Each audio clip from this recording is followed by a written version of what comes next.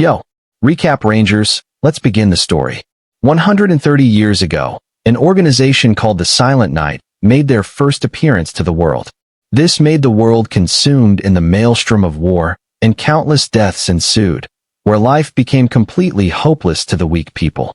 So in order to fend off these evil people, as death and destruction became an everyday part of the world, all the martial masters of the Murim came together and formed an organization called the Central Heavenly Alliance. The Central Heavenly Alliance saw one thing commonly, where the Silent Knight always begins their war or evil deeds from the north side of the world. So the Central Organization thought of a way to keep the Silent Knight at check by creating a sect near the northern lands. The sect that is created near the northern lands is known as the Northern Heavenly Sect. The first generation leader of the Northern Heavenly Sect is top-tier martial artist called Byuk Jin Hyu, and the Central Alliance supported the Northern Sect by supplying endless exilers and martial techniques, where this system allowed the Northern Heavenly Sect to grow more in power as each day passes, and be able to successfully push back the advancement of the Silent Knight. Time began to pass, where the legacy of the Northern Heavenly Sect continued. Then the name Northern Heavenly Sect was highly respected, and currently, the fourth generation leader is the one ruling the Northern Sect.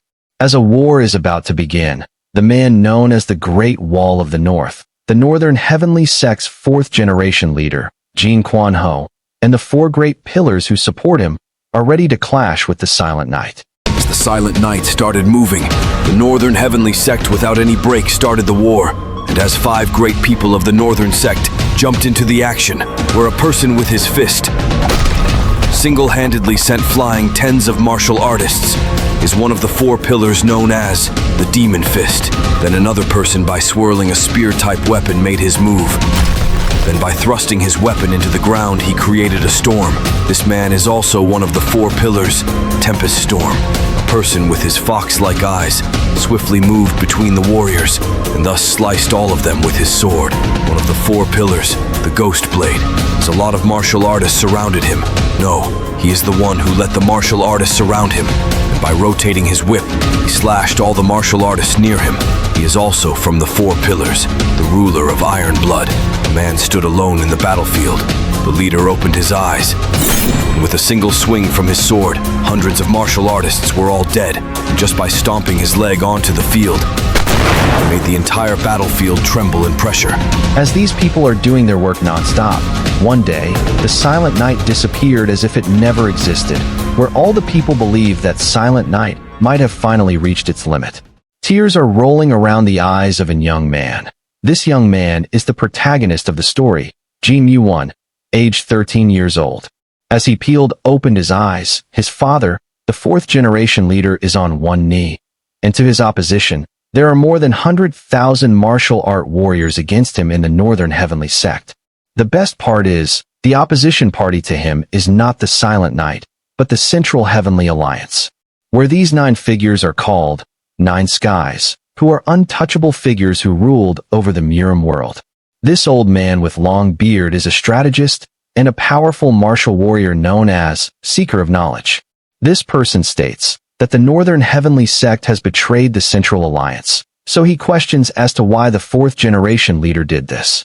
Jin Ho then speaks that he always led his life with honesty, so why would he betray the Central Alliance? Then the strategist responds, all the four pillars of the Northern Sect have reported to him against Jin Ho, so he tells Jin Ho to just surrender. As the leader looks to his left side, the Ghost Blade and the Iron Blood are looking at somewhere, and when the leader looked to his right side, the Tempest Storm and the Demon Fist are also avoiding the leader's gaze. The leader then sighs down by getting disheartened that his most trusted subordinates have betrayed him. He is unable to comprehend the reason for them to do this. Just when the leader thought that he became completely alone in this world, since everyone had betrayed him, he remembered that his son is only one who stood behind him, where he is happy to see this moment. The leader realized he can make his way from all these powerful martial rulers and the 100,000 martial artists with sheer power, yet he couldn't guarantee that they will leave him and his son peacefully. So he declared by shoving his sword deep into the ground where the ground is vibrating just from that small move, he announced that he will act according to their wishes. All the nine skies who thought of themselves as the strongest rulers are having only a single thought in their mind, that the internal energy of the leader is not something that they can engage as they wish, on which as long as the northern heavens exist, the nine skies will not have their control over the main lands of the Murim. Then the leader declared, "Starting from today onwards, the northern heavenly sect shall disband. The disciples of the northern heavens must find a new home elsewhere. This shall be the last order given by me, Jin Quan Ho, as the leader of the northern heavenly sect." However, in return for this, the leader told the nine skies to leave his son alone, because his son had lost his mother at an early age, and he grew up in these barren lands without any training at martial arts. So he tells the strategist to promise him about this deal. The strategist knew that there will be no gain for them if they disagree to this, so he promised according to the leader's wishes. As the leader looked at his son for one last time by calling his name, Jin Mu-won is looking at his father with his eyes stunned. His father requested Jin Mu-won to forgive him. Then Jin Mu-won realized that his father is not going to surrender, rather he is going to kill himself. The protagonist quickly ran at his father, but the leader had already stabbed through his heart and died on that day. This manhwa is something that you shouldn't ignore, because the real story hadn't even started yet. Once the story starts, this might be the greatest swordsman manhwa you'll ever see. For the purpose of protecting the people from an evil organization called the Silent Night, the Central Alliance created the Northern Heavenly Sect. Yet after the Silent Night went inactive, the Central Alliance betrayed the fourth-generation leader. 3 years later, the Silent Night had completely erased their presence from the world, and the world began to believe that they have finally disappeared, since the Northern Heavens, which is at the front lines, had disbanded. As 2 carriages full of people have arrived to the Northern Heavens, the Central Alliance is making excuses like the Silent might appear once again, so they are sending these guards to watch over the area. But the real reason for the Central Alliance to do this is just to check upon Jin Mu-won from learning any kind of martial arts and to plan for his revenge against the Central Alliance, since he is none other than the son of Jin Quan Ho, the fourth-generation leader. The guards who came here will stay for 3 years in the Northern Heavens, and the previous group leader who stayed here for 3 years is informing the current group leader that Jin Quan Ho made his son read books and nothing else, so Jin Mu-won doesn't have any knowledge about the martial arts. What's more guaranteed is, after the Northern Heavens got disbanded, the Central Alliance and 4 pillars of the Northern Heavens have completely took all the martial art books from the sect, so Jin Mu-won had no martial art to even witness. Then one day, Jin Mu-won started learning blacksmithing, since he needs to do something when he leaves the Northern Heavens after turning 18 years old. There is a reason why his father had him learn books without letting him practice martial arts, since the Northern Heavenly Sect itself is the ultimate martial technique. This is a secret that not even the 4 pillars of the Northern Heavens knew. When the sun starts to set down, the ruined walls of the Northern Sect starts to cast a shadow on the ground, where these patterns were based on a forgotten language from the Lower Moon Kingdom.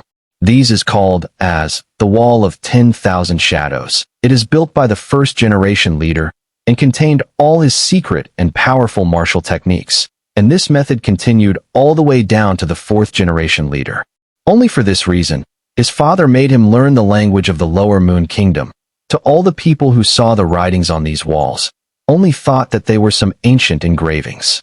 Back when his father is about to die, Jin Mu-won is calling out for his father. His father then used a whispering technique to Jin Mu-won, so that only his son could hear him. My son, from this moment forward, you are the 5th-generation leader of the Northern Heavenly Sect. Then our MC wakes up from his sleep and starts his daily routine by having some breakfast and walks all around the area in the day. And at the evening, he practices his blacksmithing. And after the sun starts to set down, he learns the secret cultivation and powerful martial arts of the Northern Heavenly Sect. The guards even tortured the MC once, where they are doubtful that the MC might be holding some martial arts under his possession, yet the MC hadn't revealed anything. And a warrior from the guards who is the vice captain sometimes helped the MC, since he couldn't bear to see the torture. All the sword techniques are taken away by the cursed ghost blade, and the techniques related to the fist were taken by the demon fist, and the tempest storm took the foot techniques. whereas the iron blood had taken the energy cultivation techniques. Then a carriage is approaching the northern heavens, where a person had landed from the carriage called Mr. Huang. He is a former warrior of the northern heavens, who is the most loyal subordinate to the fourth-generation leader, and his only martial arts are self-defense, where he was the weakest in the sect, but there is no one that could match his loyalty. Huang Chul was a lonely orphan who never once had any talent in martial arts. While all the other sects rejected him, the Northern Heaven sect accepted him. The sect leader did everything he could to train Huang Chul, so that Huang could at least protect himself. That is why Huang never forgotten that kindness and continued to do everything he can to Jin Yuan when the sect got disbanded, where he is only person to stay by the Northern Heavens, and is currently working as a wandering merchant, so that he could bring supplies to Jin Yuan. As Huang brought the supplies for the next months, Jin is taking them inside to his supply room. Then he saw something strange on the carriage. He questioned Huang as to why he brought a rock with him. Then Huang responded. While he was on his way to the northern heavens, he took that rock since it fell from the sky, and later he understood that a certain tribe that just got massacred, where that tribe used to worship this rock as a sacred object. Huang then revealed that tribe was massacred by the Broken Fist troop, which belongs to one of the four pillars. After the sect got disbanded, each pillar had established a sect for themselves, and the Demon Fist created a sect called Broken Fist Troop, and this particular sect is the one that massacred the tribe that worshipped the rock. As Jean served a glass of tea, Huang started to discuss the current hot topics in the main lands, where a certain martial artist who just reached 18 years old had challenged 100 martial artists, and he won 93 of the matches without a single loss. His name is Dam Suchin, who is the third son of one of the 9 skies. If he manages to win 7 more matches, he would set one of the greatest records in the Murim world. Afterwards, Huang is on his way back to his work, and the vice captain that once helped Jean has now something to say, where he notified Jean that there will be some esteemed guests coming to the northern heavens after 3 months. Nonetheless, Jean doesn't care about any of this, and tells the warrior to do as they wish. As he opened the door to his room, he saw some strange footmarks on the ground. As he is getting his guard up, he looked left and right side to his room. Then a person instantly pointed their dagger towards Jean and questioned him as to who he is. The protagonist is shocked to hear those words, because this is his home. Moreover, the voice belongs to a woman. He then answered that he is the owner of the place, and the woman is surprised to hear it, where she doesn't know that he is the descendant of the northern heavens. As Jean questioned about the woman's identity, she was about to reveal her name, but the dagger she is holding fell down on the ground, and when Jean turned back his head, the woman fell down unconsciously, where there is a wound near her shoulder. Jean didn't know what to do in this type of situations, so he just placed his head near her heart and comprehended that she is still alive. Then he immediately took her to a medical room and placed her on the bed. Then his eyes have enlarged to see something, where the woman is inflicted with poison, so he took an antidote to it from his drawer, where this is given to him by Huang, which is very precious. He didn't know why he's doing it, but he tried his best to heal her. As the sun is shining, the woman opened her eyes and raised up from the position, where she felt an immense amount of pain. As she is wondering who healed her, Jean is in the kitchen doing some porridge to her. Then she started to recollect the incidents from that day. Jean then informed her that she was asleep for 3 days, and she asked him as to why he healed her. Jean, by rubbing his nose, replied that he just didn't want to see someone dying at his home again. She could grasp that Jean doesn't have any ill intentions towards her, and she also can't detect any internal energy from him, so she can't believe that Jean was really doing this out of goodwill. As he was heading outside the room, he said that he's spoon-feeding her for the past 3 days, and now that she woke up, she needs to at least feed herself. By coughing out, she replied that she will stay here until she gets recovered from her wounds. As he was dressing up, he asked for her name, and she is interrogating him for the reason behind him asking for it, to which Jean got mad at her and yelled out that he's been taking care of her, letting her sleep in his place. Moreover, she just requested him to stay here, but she is not even telling him his name. Then she calmly told him her name, Unhasiol. Like that, he closes the door and leaves the room, where on the top of roof, he himself is surprised that he became such a softy where he is letting a woman stay at his place. He concludes that he might be feeling very lonely. Then he smiles brightly and ponders that her name is Pretty. The guards from the Central Alliance are quickly repairing the buildings, so that when the esteemed guests appear to the Northern Heavens, the guests don't feel uncomfortable. 3 days have passed, and the girl didn't come out of her room. Jean didn't know what to do, where he is getting a bit worried about her. Inside the room, the girl is cultivating her martial art, so that she could drive the poison out of her body. The poison that is inflicted on her is the most dangerous poison out there, known as the consuming flame of darkness.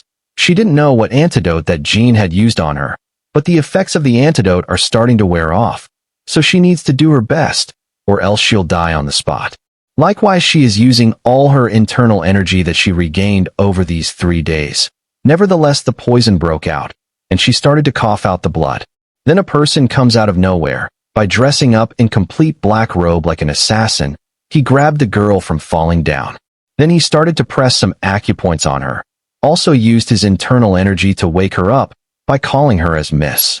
Slowly the girl is starting to utilize her internal powers by focusing on the wound. Then the nerves on her hand have swollen, and the blood that is filled with poison slowly removed from her hand, and her nerves also settled down. The assassin appraised her. If he were to be a little late, then the girl would have lost her life. His name is Saryong, who serves the girl and her master. He is apologizing for his sloppiness, that he should have come found her quickly, but he never thought that the girl would be hiding in the place that he's never thought of. The girl didn't care about the assassin's apology, since they were ambushed at that time, and if it weren't for him, she would have died just now. She puts into question as to why the assassin hadn't went to check up on her master first, and the assassin stated that her master is someone that doesn't need one's help to begin with, so she can stop worrying about her master. The assassin reports that this isn't the right time to move, so the girl needs to stay here for the time being, where the assassin will now go look for the master and comes back when the time is right. As Jean is mastering his blacksmithing as usual, he looks to his left and right side to see if anyone's here. Then by closing his eyes, he starts to sense the area around him, where he felt no presence near him. Then by comprehending that there is no one nearby, he quickly headed to the sword stand, and by taking a sword, he took a sword stance. With just a single swing from his sword, nothing happened. Then he placed the sword back to its place, and headed outside the room, that this much training will be sufficient for today. However, outside the building, the entire fog had severed by that sword swing from the protagonist. Now both the girl and Jean are having a meal, and the girl just questioned that if Jean isn't curious about who she is. To that question Jean replied, he had a gut feeling that if he were to know her true identity, he wouldn't be able to treat her as he is doing right now. Jean has now almost memorized 90% of the techniques that are inscribed on the walls, where the sole purpose of each technique is to kill. He is doing his swordsmanship training daily, and the girl on the other side is cultivating her martial arts. Then he is wiping the sweat on his face after blacksmithing. He is suddenly startled to see the girl sat down next to him, and she just told him that she is here for a while. Then she states that she is hungry, so Jean needs to serve her some food. He just straight away yelled at her that she is being here for almost 3 months and still shamelessly asking for more food. Yet she just tells him to just feed her some food because she is hungry. Then a few people have arrived to the Northern Heavens with more than 100 guards, where these are the esteemed guests. The boy named Shim Won Lee and the small girl named Shim Sua are the son and the daughter of one of the 9 skies, and the other woman named Hyryung is the granddaughter of one of the 9 skies, where she is the granddaughter of the strategist that made the oath. Then the head warrior has tiled his head to see if there is anyone to welcome the guests. Then the guards from inside the Northern Heavens have come to greet them. The captain of the guards bowed his head and welcomed the guests, and they are heading inside the sect. The big sister is saddened to see the Northern Heavens in this state, whereas the big brother states, that is how the world functions, where if one loses the strength to uphold, they'll just die.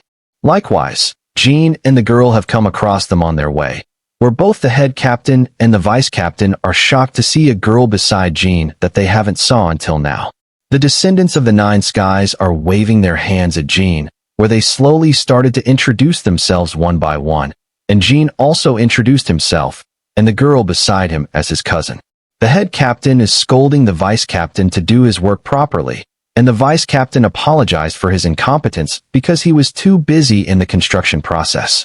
Now that the introductions are over, the head captain is taking the guests inside the sect, and at night, the big brother is discussing with his guard that he plans to rule over the world, yet the current Nine Skies won't let him do so as he desires. So he is planning to make a name for himself and to start his foundation from the northern heavens. As the protagonist is blacksmithing, the big brother had greeted him without even informing Jean about his arrival. Jean is bewildered to see this, because he hadn't sensed when the big brother came here. The big brother compliments Jean that even for someone who hadn't know of anything about martial arts is holding himself well in the heat. He then takes a blade from the stand by asking Jin's permission, so he is surprised to see this fine blade without any dents.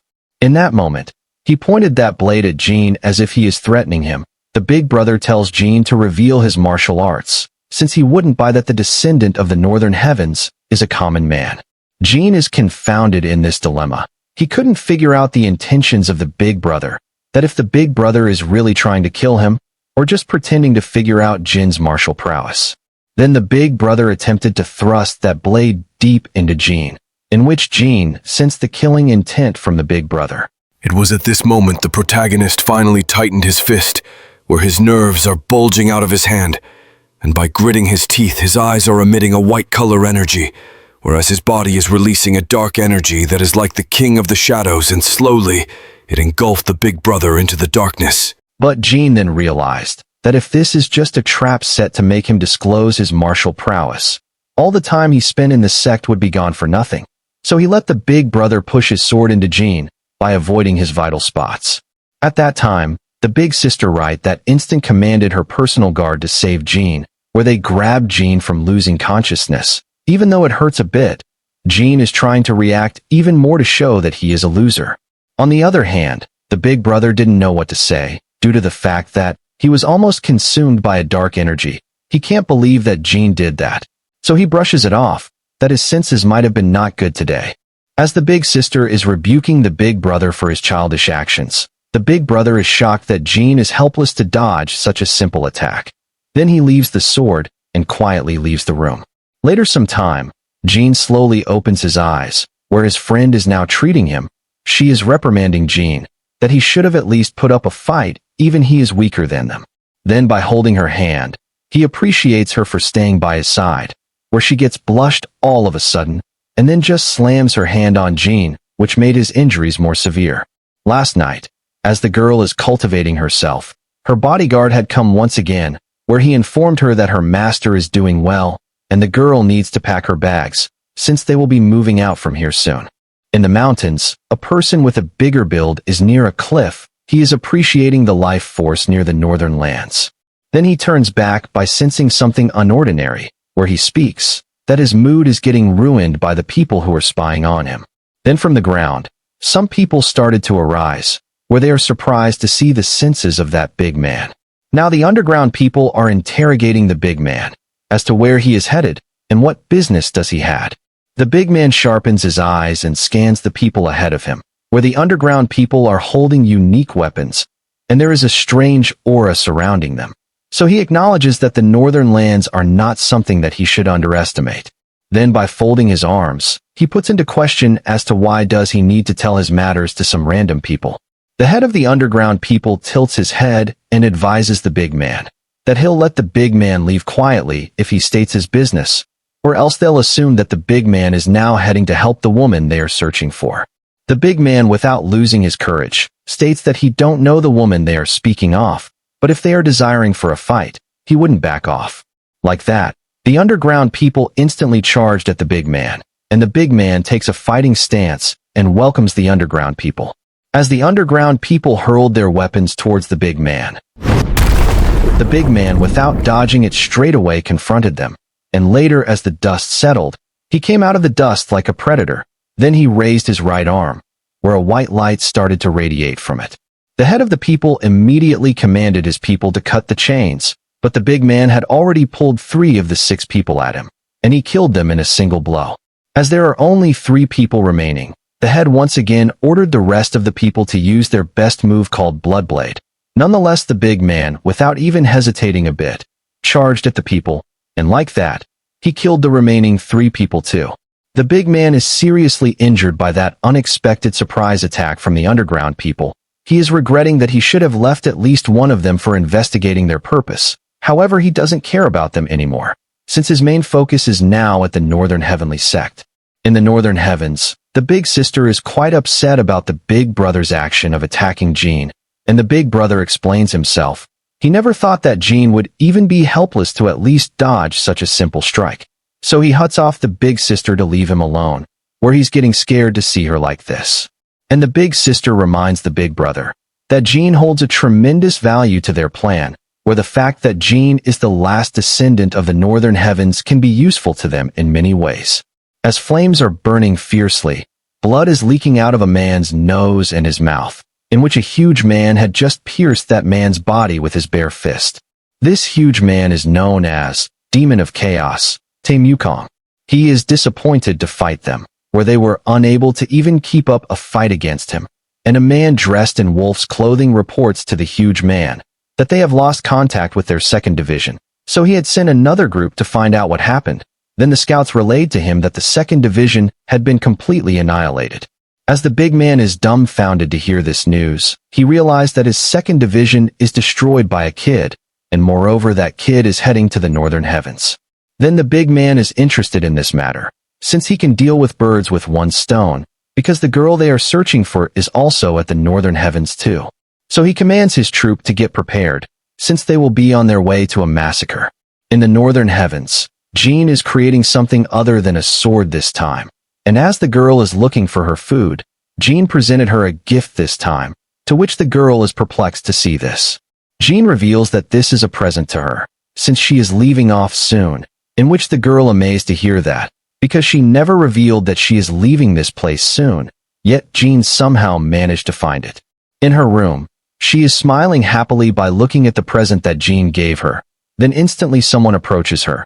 It is the assassin, who is here to report that her master is soon coming to this place.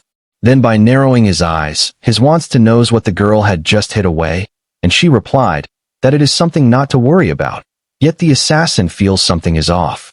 As the vice captain is patrolling the area, his pastime friend is greeting him, yet the vice captain feels totally irritated to meet his old friend.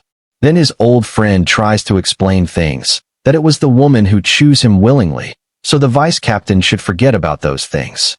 Then the vice captain got furious and jumped into action by drawing out his sword, but his old friend has easily counterattacked him, to which the vice captain's sword is broken, and there are grazes on his right arm too. In the past, the vice captain loved a girl, and his old friend used to see them sometimes, and suddenly, the woman had betrayed the vice captain and chose his old friend. By that strong betrayal from the woman he loved the most in his life, tears are falling like a waterfall. In the training grounds of the Northern Heavens, the vice captain is now dedicating himself to the training, since he believes that his woman must have broken up with him and married his old friend because of the vice captain's position in the Central Alliance and his weak martial arts. No matter how much he's doing his best to forget those memories, they are still taunting him like a nightmare till this day. Then someone speaks to him by using a whispering technique, that the game is over when a man falls into the dark illusions created by the heart, and when a person starts to doubt himself, he will never get to the position he wants. That person is none other than Jean, and Jean teaches the vice captain to focus on his mind, and gives him very small technique that belongs to the Northern Heavens.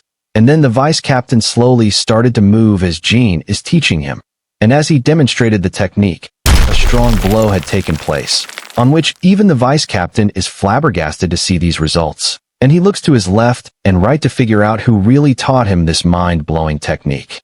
As Jean is casually walking, he sensed a strong presence from the entrance gate, where the big guy is stepping into the Northern Heavens, and his presence itself felt like a tiger. As the big guy is looking at the signboard and realized that once great Northern Heavens is in this state now, and as he looked down, he saw Jean ahead of him. Then someone calls him as Big Brother. The 3 children of the 9 skies are welcoming the big guy, but the children are shocked to see the blood on him, and his clothes being torn apart, and the big guy explains that he happened to have a fight with a few people, so that has made him to this state. And only now Jean had realized it, that the big guy is the rising star in the Murim right now, where he challenged 100 martial warriors. In addition to, he is the son of one of the 9 skies. Then the big guy now wants to know about the person he saw at the entrance, and the big sister briefs in. That is the descendant of the northern heavens called Jin Yuan. And the big brother notifies the big guy to just ignore him, since there is nothing great about Jin, but the big guy sensed something ominous from Jin, where that energy felt a bit greater to his own power. Later sometime, the personal guard of the big brother had come to inform Jin about something. It's just that, the children have invited Jin to a dinner, and Jin is amused to hear this, because the children are the guests to his place, so it is like the guests are inviting the owner.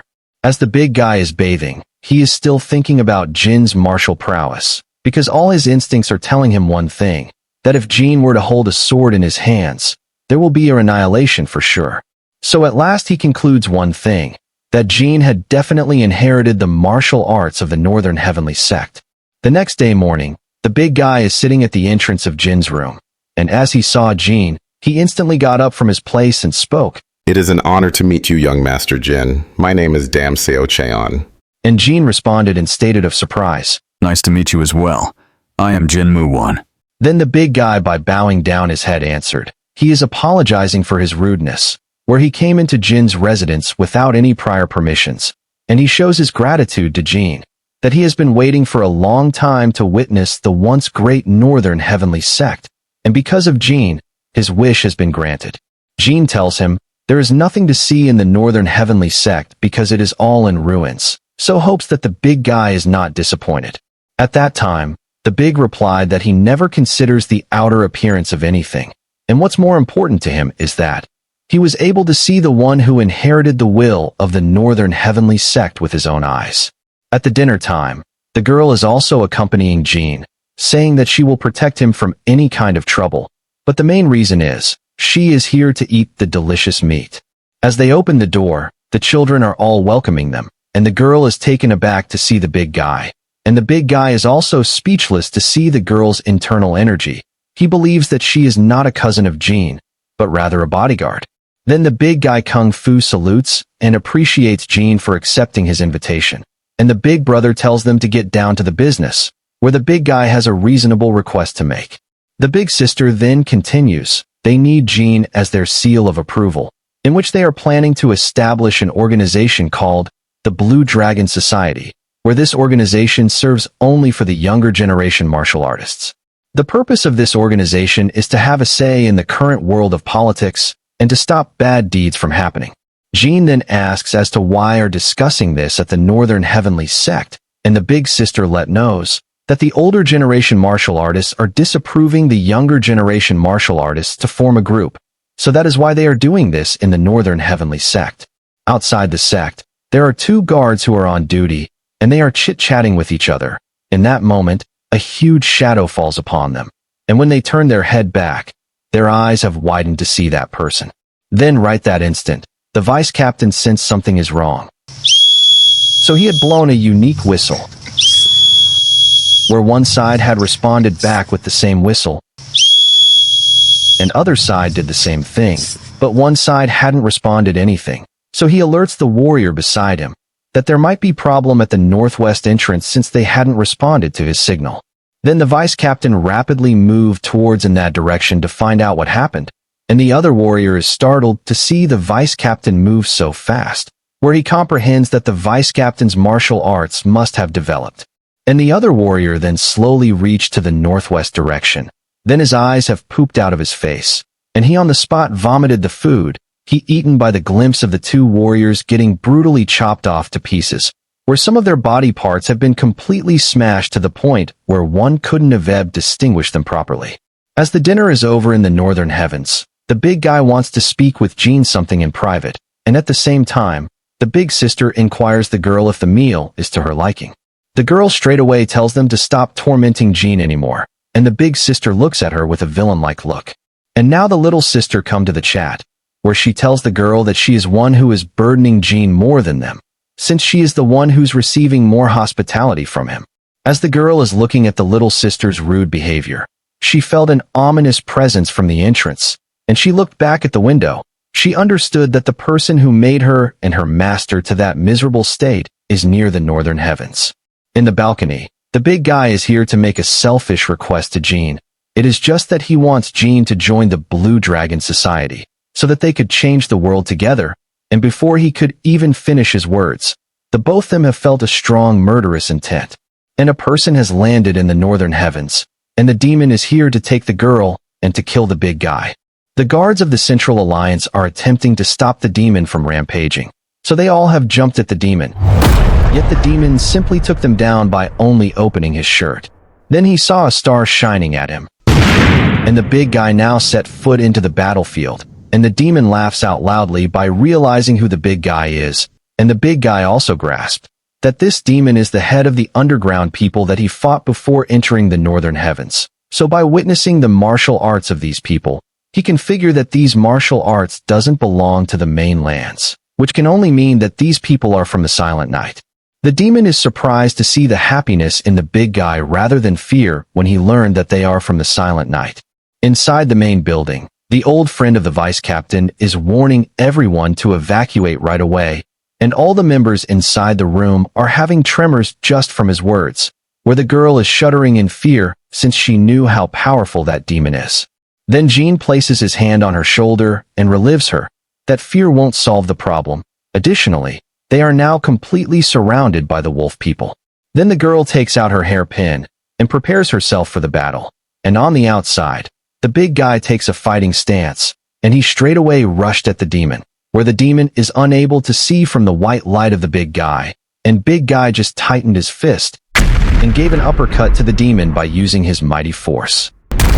And within a moment, he struck the demon at his chest, and the big guy ran so fast that he reached the back of the demon while the demon is still in midair, and gave another powerful blow with his hands, and now continuing the blow with his barrage of attacks. Correspondingly, the demon is crushed to the ground, where all his hands and his body parts are twisted. The big guy stood completely exhausted by using all his powerful moves consecutively. Then he turns back and moves towards the main building to kill the rest of the underlings of the demon. But at that moment, he heard strange sounds of bones getting cracked and popped. And to his back, the demon had raised from that crippled state, and sweat is pouring down from the big guy's face. Then he looked back with unbelievable eyes, where the demon's body is slowly regenerating itself back to how he was. Then the demon uses a move, where the air became black, and is swirling itself by his internal energy. Then as he used that move against the big guy evaded it in an arm's breadth, but the demon is already above him, and he used the same move from above the big guy, where the ground had completely shattered to pieces.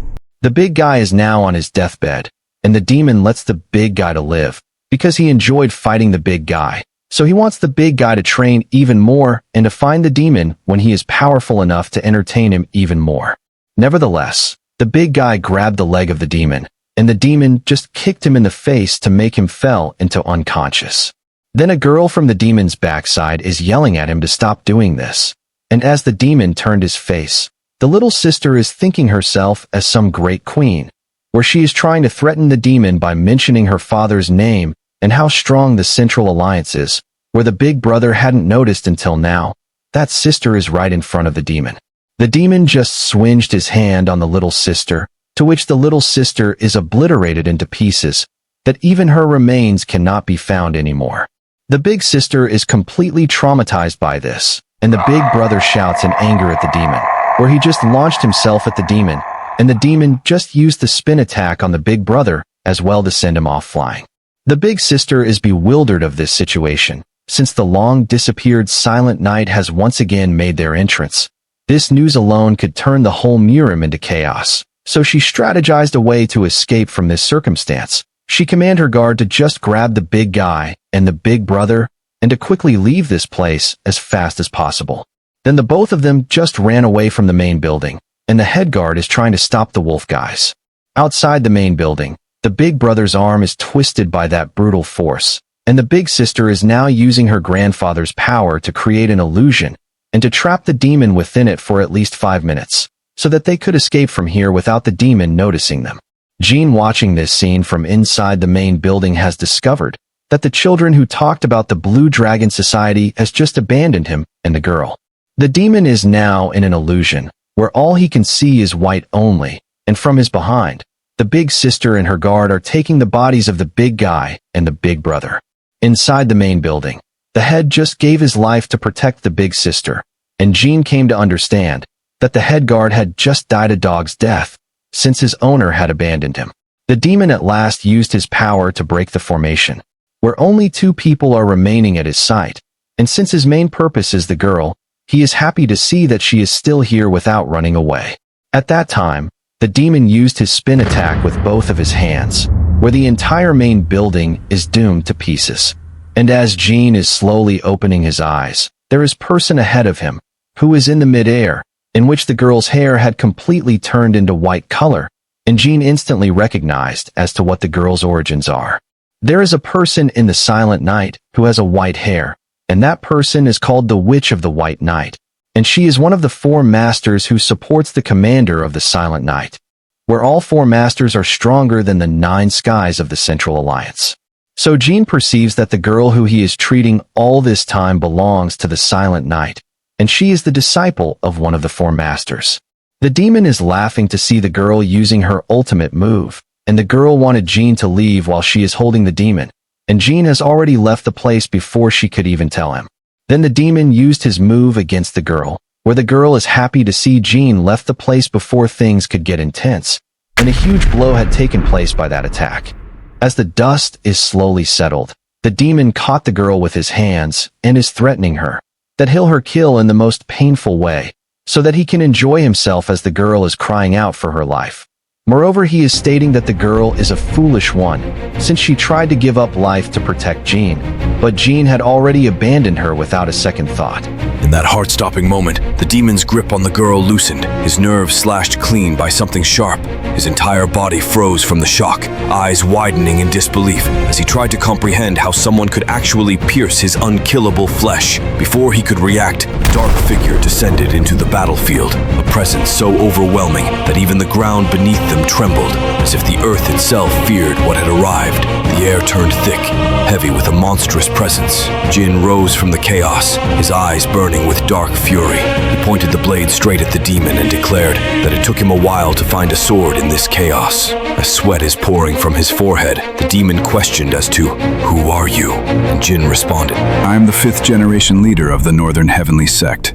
Jin Muwan. to which the battlefield quaked under Jin's savage aura, the wind howling as if the world itself braced for the bloodbath about to erupt. He is stunned to see Jin here, because Jin didn't run away from the battlefield. Instead, he left the place to find a blade. Jin, by sighing down, told her to stay behind his back, and the demon is pondering as to what technique Jin had used. Normally, his body would instantly regenerate from any strikes, since his body is made to be unkillable. Yet the wounds inflicted by Jin aren't healing at all. Jin is pondering as to how long he could hold the demon for, since the person in front of him is someone that he cannot handle at his current cultivation. The demon, consumed by fury, charged forward, his fists clenched as he launched a savage spin attack with brutal force. Jin dodged with effortless precision, gliding past the assault like a shadow. The demon's shock fueled his next move, a crushing double-handed slam aimed at Jin's head. Jin slipped away unscathed. A high-speed kick followed, slicing through the air, yet Jin ducked it with ease. The demon unleashed a barrage of ferocious strikes, each one dripping with monstrous rage, but Jin evaded every blow, his calm defiance enraging the demon further. In a desperate bid, the demon soared into the sky, summoning a storm of deadly spins, each a vortex of destruction capable of killing a martial master. The battlefield quaked under their power. Jin glanced at the girl, knowing a single stray spin could end her. In that fleeting moment, a sinister darkness began to coil and writhe around Jin's sword. He summoned a technique called the Blade of Darkness and Devastation. The ground beneath him shuddered violently as the sheer ferocity of his power warped the battlefield. Jin's grip on the blade tightened. With a primal roar, he unleashed his strike towards the demon. A surge of dark energy erupted upward, ripping through the sky like a wrathful beast set loose, and it deflected all the spins of the demon. Jin, wielding the ancient swordsmanship of the Northern Heavenly Sect, his blade deflected every one of the demon's vicious spins precisely, with unearthly grace. Then, he set foot into ground and launched himself at the demon with lightning speed, whereby elevating his sword to his back, the darkness itself followed the sword. When he was about to strike, the demon felt a bone-chilling dread from that move, where if he were to take that strike head-on, even an immortal body like his will be killed by that savage attack. So he gritted his teeth and released all his internal energy to his left hand, because up until now he thought Jin is a dragon without its wings, but only now had he realized that a dragon is still a dragon. Then he at last struck Jin with his internal energy, where Jin spatted out a mouthful of blood from that blow, and he was smashed to the ground. The demon couldn't believe that the legacy of the Northern Blade still flows in Jin's veins, and before his thought could even process, his left body is slashed by that mere pitch-black energy from Jin before he could launch the attack. The demon could discern what would have happened to him if that sword had touched his body. The vice captain is witnessing the battle from aside this whole time, where he is in a state of awe by that fantastic swordsmanship he witnessed, and what's more unbelievable to him is that Jin acted like a fool this whole time. A few minutes ago, the vice captain is heading to the battlefield to check out the condition, where the other warrior that accompanied the vice captain ran away in the middle, and on his way to the main building, a bush is suddenly rustling. So he stopped and questioned who is inside the bush, and it is the head captain who just cowered himself in the bush by getting frightened by the demon. The vice captain wanted to know what's happening in the northern heavens right now, and the head captain disclosed everything that he saw, where he is suggesting the vice captain not to go there, and to just abandon his teammates and leave the place as quickly as possible. Then the vice captain got annoyed and kicked the head captain for his selfish mindset. And later when he reached near the main building, his old friend had also died on the battlefield, which made him a bit sad to see it. And that is how he saw the sight of Jin's unmatchable swordsmanship with his own eyes. And he takes a guess that Jin might be the one who taught him using the whispering technique that day. Now that the demon witnessed the martial prowess of Jin, he wanted to kill him right this instant, since all his instincts are warning him that if he were to leave Jin alive, Jin will be a far greater force even than the fourth generation's leader. In that point of time, someone attacked the demon on his face, where the girl used her last bit of strength to at least forbid the demon from using any kind of attacks. Yet the demon just commenced an attack on the girl, where Jin, seeing it, screamed at the demon. Then a huge blast had taken place, where the assassin of the girl approached to save her, where he is covering the girl with his whole body. Then the demon finally knew who came to the battlefield, where the master of that girl, who is one of the 4 masters of the Silent Night, the Witch of the White Night, is here. The master is speaking that a monster like the demon shouldn't have brought to this world, and the demon replied, he was just a lab rat created by the Silent Night. The assassin asking for forgiveness for being late one more time. The assassin knows one thing, that if the girl wants to reach the level of her master, she needs to transcend all her 5 senses and to have a calm sense of reasoning. But due to Jin, the girl is starting to develop feelings for him. The assassin believes that the most dangerous people in the Murim are the ones who hide their inner abilities like Jin. Furthermore, Jin is the mortal enemy of the Silent Night, where Jin is the future sect leader of the Northern Heavenly Sect, which is archenemy of the Silent Night. So by taking out his dagger, he plans to eliminate Jin right here, so that there will no further nuisances to the Silent Night. Then the girl grabs the assassin and tells him to stop his reckless actions. She explains that Jin has nothing to do with this, due to the fact that she is one who came here and has settled for months without his permission. Then the assassin wants to clarify that Jin might be a potential threat to them in the future, so they need to kill him here when they are having the chance. Anyhow, the girl grabbed the assassin's cloak even more tightly and told him if he wants to kill the person who just saved her life by risking his life. So then the assassin gave her an antidote to heal her injuries, and the demon and her master are now fighting with all their might. Yet the demon couldn't move as fast as he could, because of the wound that he received from Jin, which isn't healing at all. Then the master notifies him, the last time the demon had ambushed her when she let her guard down, because under normal circumstances, the demon's moves won't do anything against her. The master then used a move called Moonlight Rotation, and the demon has executed his spin blow, where the destruction made the audience unable to spectate what is happening. Subsequently, Jin started to open his eyes, where the master is standing in front of him, and he swiftly got up from his position and is looking at his surrounding to check if the demon is dead. And the master informed him that the demon had fled in the midway, and she is now planning to kill Jean, because she never thought that Jean is holding back his powers to this extent. Then she began gathering her internal energy to eliminate Jean, and the girl then halted her master's movement, where she explained that Jean is someone who she is indebted to. So this is first and last time requesting his master, where she always listened to her master without questioning. So this one time, where she bowed her head to the ground and begged her master to leave Jean alone. Then her master remembered some flashbacks of an incident, where someone used to cry and beg like that on top of a cliff.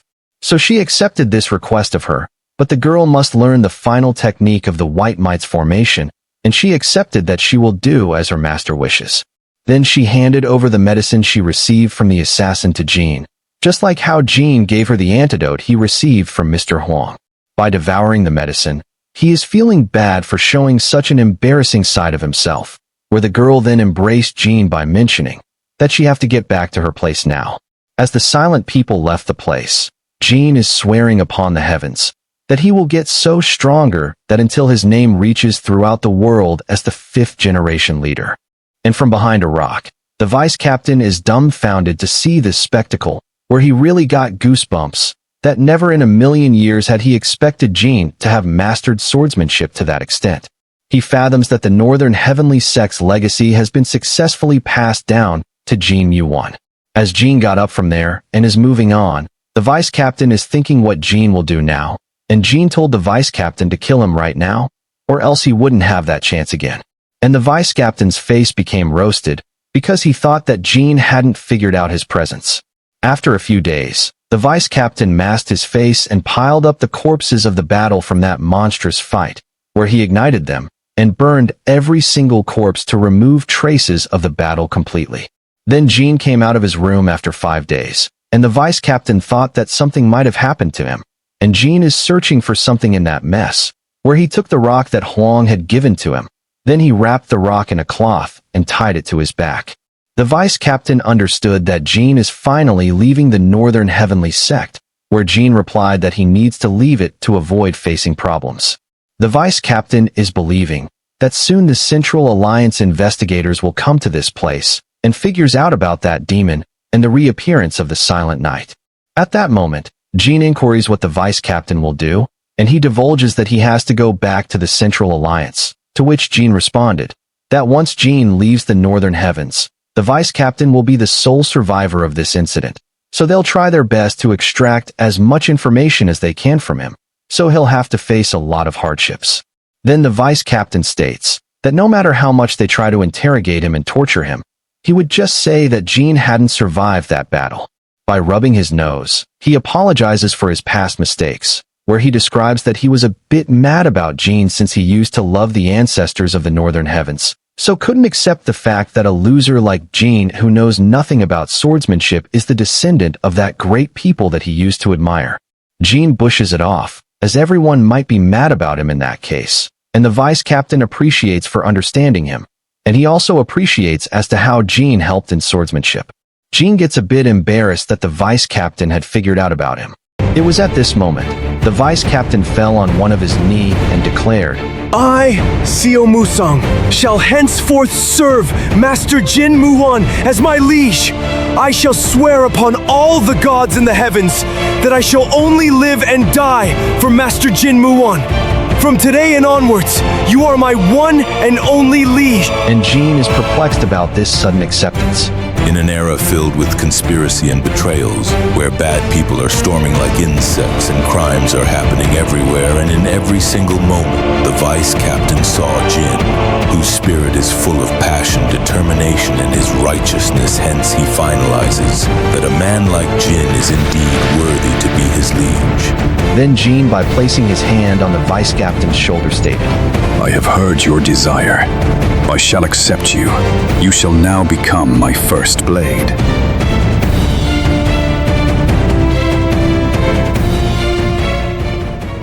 As they are burning every trace that they could find, the three people are watching it intensely, where Uncle Huang has returned to Jean since 3 months have passed from his past arrival. A few days ago, Huang is rushing at a superhuman speed by driving the horses, where he is flabbergasted to see the Northern Heavens sect being completely crumbled. He puts into question as to what happened here, and that he heard news about the descendants of the Nine Skies' arrival to the Northern Heavens. So he guesses that the descendants' arrogance must have caused this mess. Then Jean clarifies that the reappearance of the Silent Night had been the cause of this, and Huang doesn't need to worry about it. Then Huang and Jean are leaving the sect together, and the vice captain bows his head and prays for his lord's safety, where Jean replied that he doesn't know how long it will take for him to meet him again. And the vice captain responded that even if it takes a decade, he shall await for his lord's return. Then Jean tells the vice captain to care of himself until then, and he replies not to worry about that. The both of them are now imagining the first time as to how they met, and Huang said his goodbye to the vice captain, where he wishes for their meeting to be soon. In that manner, Jean has finally left the Northern Heavens and set his soul deep into training from here onwards, where the vice captain comprehends that Jean will become a monster that no one can even fathom. Like that, he sits down on the ground by cross-legged, and after a few days, more than 200 horses are rushing at the Northern Heavenly Sect, where the vice captain is still in the same position. Then a horse holds back in front of the vice captain, where the leader of the warriors interrogates as to who the vice captain is, since they heard that the Silent Night has made a reappearance. The vice captain recognizes the person as the general of the Western Stronghold. Then he takes out his identity tag out of his kimono and introduces himself as the vice captain. The general then asks where are the other people, and the vice captain reveals that he is the only survivor. So the general inquiries about the descendant of the Northern Heavens, and the vice captain answered that Jean is most likely dead, and the general probes him if he did confirmed it with his eyes, in which the vice captain replied that the last time he saw Jean was trapped in a burning room, so it was impossible to check if Jean is able to escape or not. The general hadn't completely believed his words, so he plans to find out about that after the interrogation starts taking place. The general then commenced his group to start securing the bodies even if they have burned in fire, and as the vice captain is getting tied up, he believes that the interrogation will begin with the Silent Night's reappearance. Then they will question him about Jean, so if he was to proven innocent, he'll be able to rejoin the Central Alliance, and if not, he'll have to rot in prison until the end. And no matter what happens, he wouldn't reveal even an ounce of information about Jean, so if he were to be suspected even then, he places all his hopes on his lord from there on. The general is shouting at his group not to let go of a single evidence, and to find everything pertaining to the Silent Night. The vice captain knows that no matter how hard they try, they won't be able to find out anything. At some mountains, both Jean and Huang have arrived after days of travel, where this particular mountain is a private place of the Northern Heavens, and not even the Northern Heavens cult members knows about this mountain, where this information is limited to a few people only. Huang questions if Jean is really planning to stay at this place, and Jean replies that this is the best place for him right now, as he is going to be completely immersed in training martial arts here on. He is considered dead to the world, and people will have doubts at first, and later, that will all soon disappear.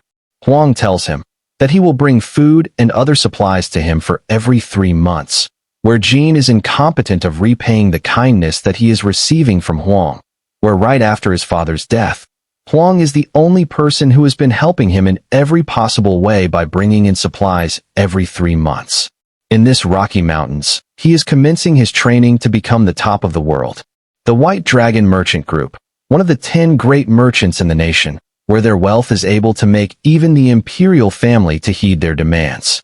They have numerous branches spread all over the mainlands, as such that every branch holds tremendous amounts of influence in the area, so there is no branch that can be considered as a headquarters, since every branch is big enough like a headquarters.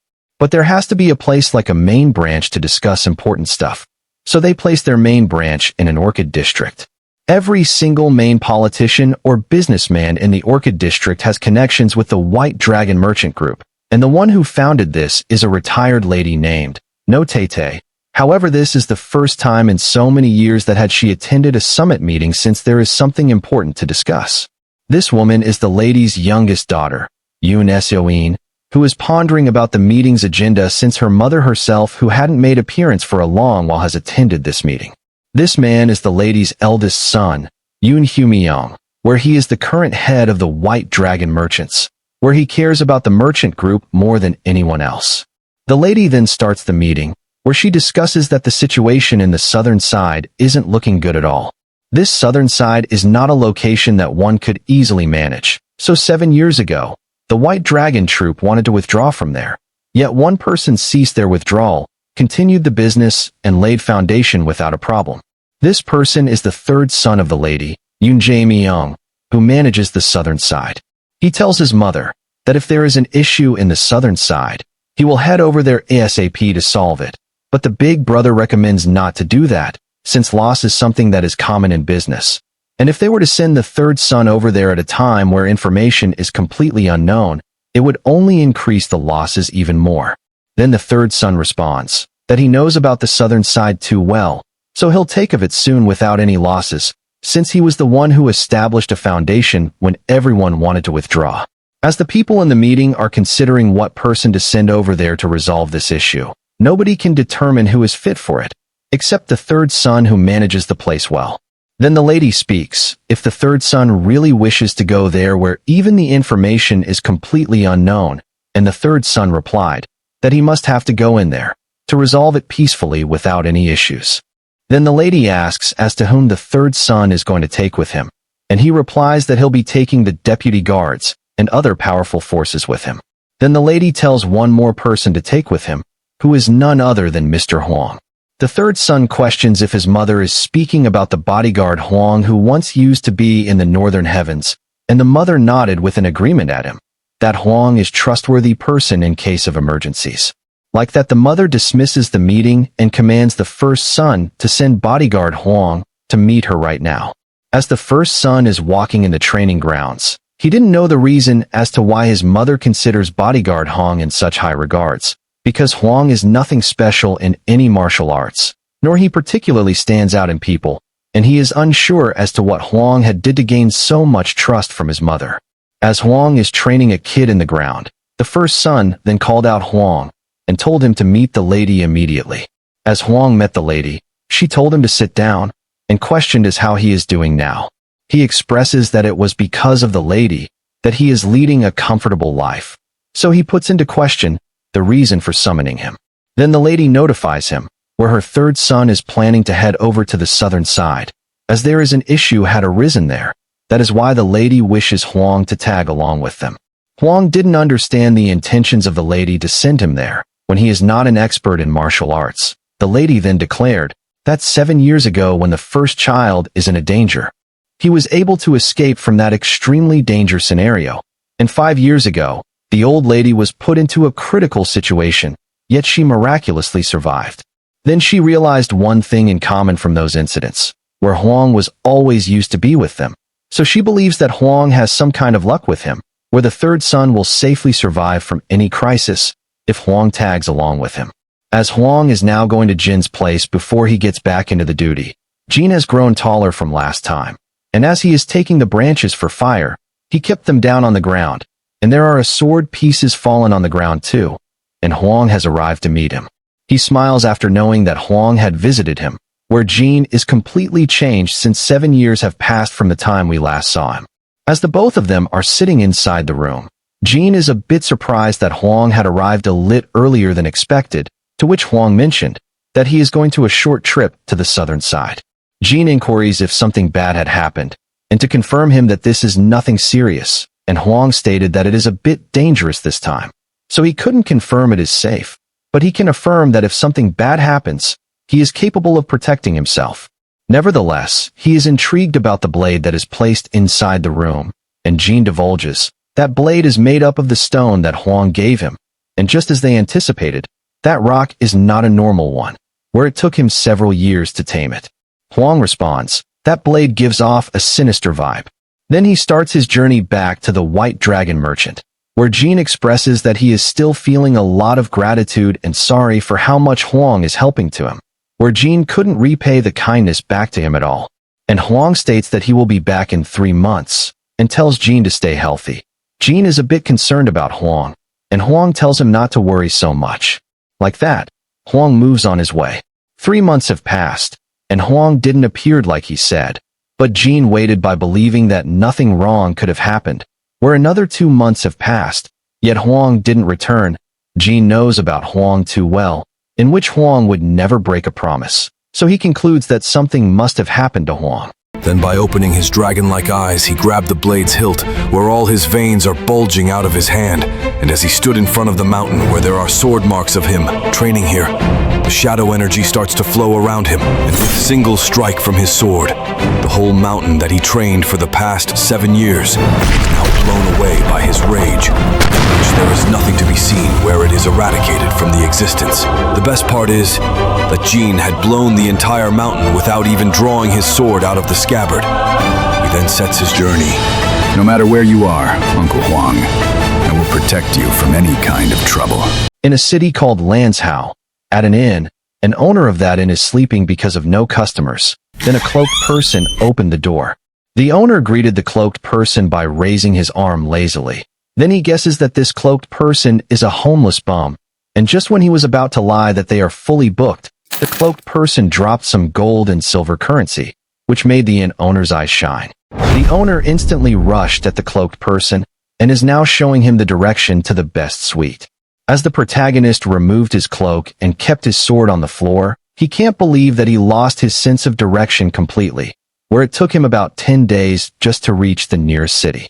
By looking at the White Dragon Merchant's branch, he is regretting that he should have taken more interest in Uncle Huang, in which he doesn't know anything about Uncle Huang besides the fact that he works as a bodyguard for the White Dragon Merchants. He is hoping for his uncle to be safe no matter where he is. In front of the White Dragon Merchants, the guards are probing the protagonist to reveal his business, because he was just staring at the building for a long time. Then Jean Kung Fu saluted to the guards and is apologizing for staring like that. Then he states that he came here looking for a bodyguard called Kwok Moon Young. The guard recognized the person called Moon Young as a boy, so he asks about the relationship between them. Jean tells the guard that he doesn't know the boy personally, but he heard that the boy is a cadet who is training under Huang Chiul, who is his uncle. The guard now gets a smile on his face when he heard about Uncle Huang. He said to Jean that Uncle Huang always brags about his nephew. Then by turning his face to the right side with a disheartened face, he discloses that they haven't heard any news about Uncle Huang from the past 6 months. In that manner, the guard takes the MC to the boy bodyguard. On his way he briefs in more about the boy, as the boy is not as good as the other regular bodyguards. Jean saw 3 warriors in the White Dragon Merchants, who are looking like they are ready for something. The guard then informs about Jin's arrival to the head guard, and the head guard turns his face back in a surprise. Then the both of them greet each other. The head guard knows that the boy bodyguard has went out for a small task, and the head guard comprehends that Jean is here in search for Uncle Huang. Jean agrees to that and questions the head guard if they even knew the location of where his uncle might be. The head guard, by catching his chin, is now pondering that he only knows about Uncle Huang being accompanied by the 3rd young master to Yunnan in order to resolve an issue that arose. So Uncle Huang joined on the request of the previous head of the White Dragon. At that moment, Jean sharpened his eyes in anger and probed the head guard as to why they have sent someone like Uncle Huang on such a dangerous mission, and why the previous head hasn't done anything even if the people are missing. The head guard got a bit serious that Jean is talking so lowly about their previous head, so he explains that the head is not such a person. Furthermore, her 3rd son is also missing in this case without a trace. In order to know what happened at the Yunnan, the White Dragon has gathered the strongest warriors to send to Yunnan, whereas the head guard and the other powerful guards are also accompanying on this mission to rescue the 3rd son and all the guard that went missing. In addition to, they even reached to one of the 4 pillars, as the mighty fist is also present in Yunnan. In that point, the boy bodyguard comes running. Then Jean inquires if he can also join with them in this mission, as he is willing to do any kind of odd jobs for this as long as he can go there. The head guard scans Jin's entire body and believes if Jean is carrying a sword, he might be a small-time swordsman, so he alerts him to at least protect his own body. Nevertheless, he will ask the previous head and relays him if he is into the mission. Now Jean turns his head and looks down, and the boy introduces himself as Kwak Munong. Every year, countless prodigies pour into the world. Among them, there are certain strong people who are far more powerful than any prodigies, that their power levels are considered to have reached the sky, and these people are referred as the Seven Small Skies. This man, who is known as the Brilliant Mind, Zhongli Muhuan, is said to possess a great deal of talent, but his capabilities are nowhere near the Seven Small Skies. But he is a candidate who can use his brain even in critical situation.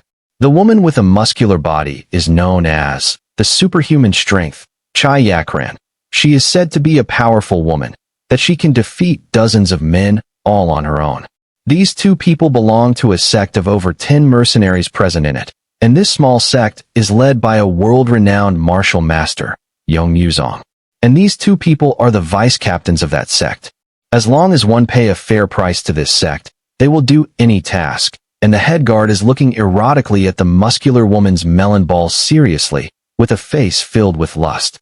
As the previous head passes the agreement paper, the brilliant man keeps it inside his kimono by concluding their agreement.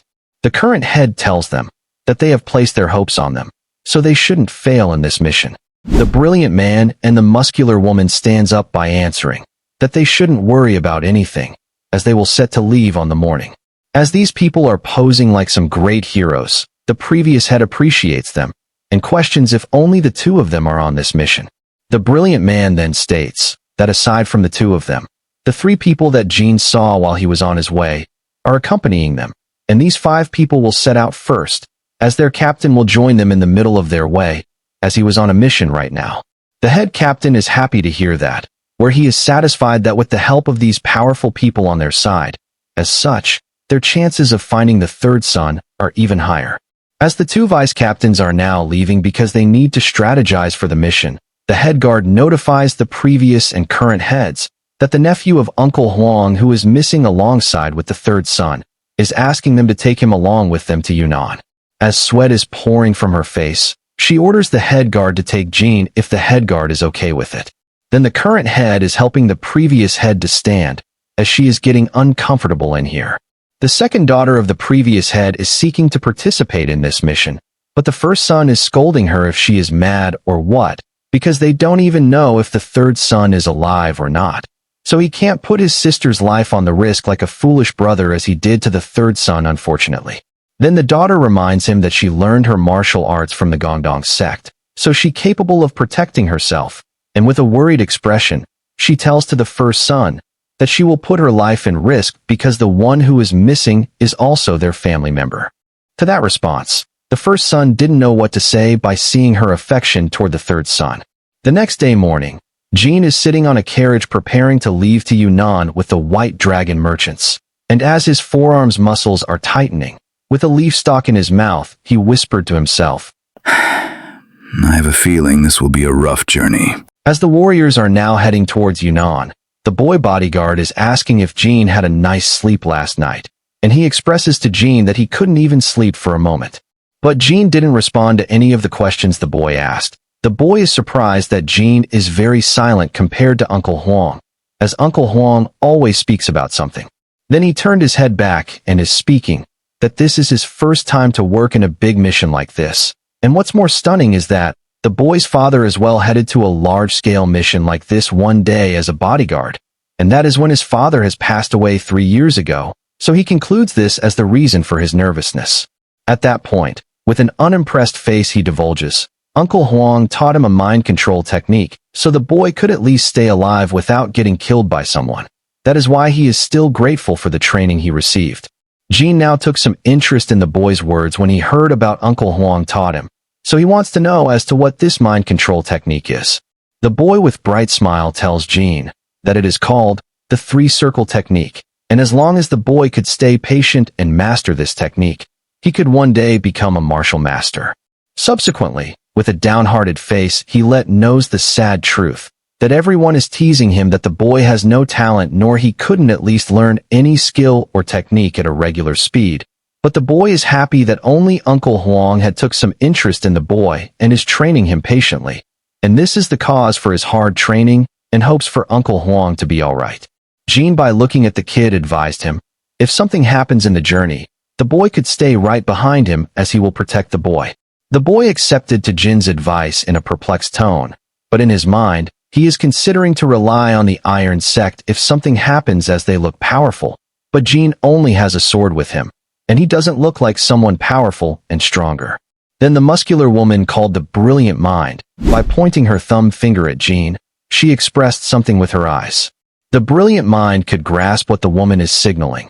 Even he found it suspicious that Jin didn't look like someone simple or an average one, where he gives off an elusive energy that is hard to figure out his potential. The woman is seriously glaring at him, as if she is keeping an eye on him. As Jin is moving on carriage, he is thinking deeply about his future goals, because up until now, he focused solely on mastering his fighting techniques. He couldn't understand how to live his life from now on. Right now his only plans are to find Uncle Huang and the girl that belongs to the Silent Knight, Untitled.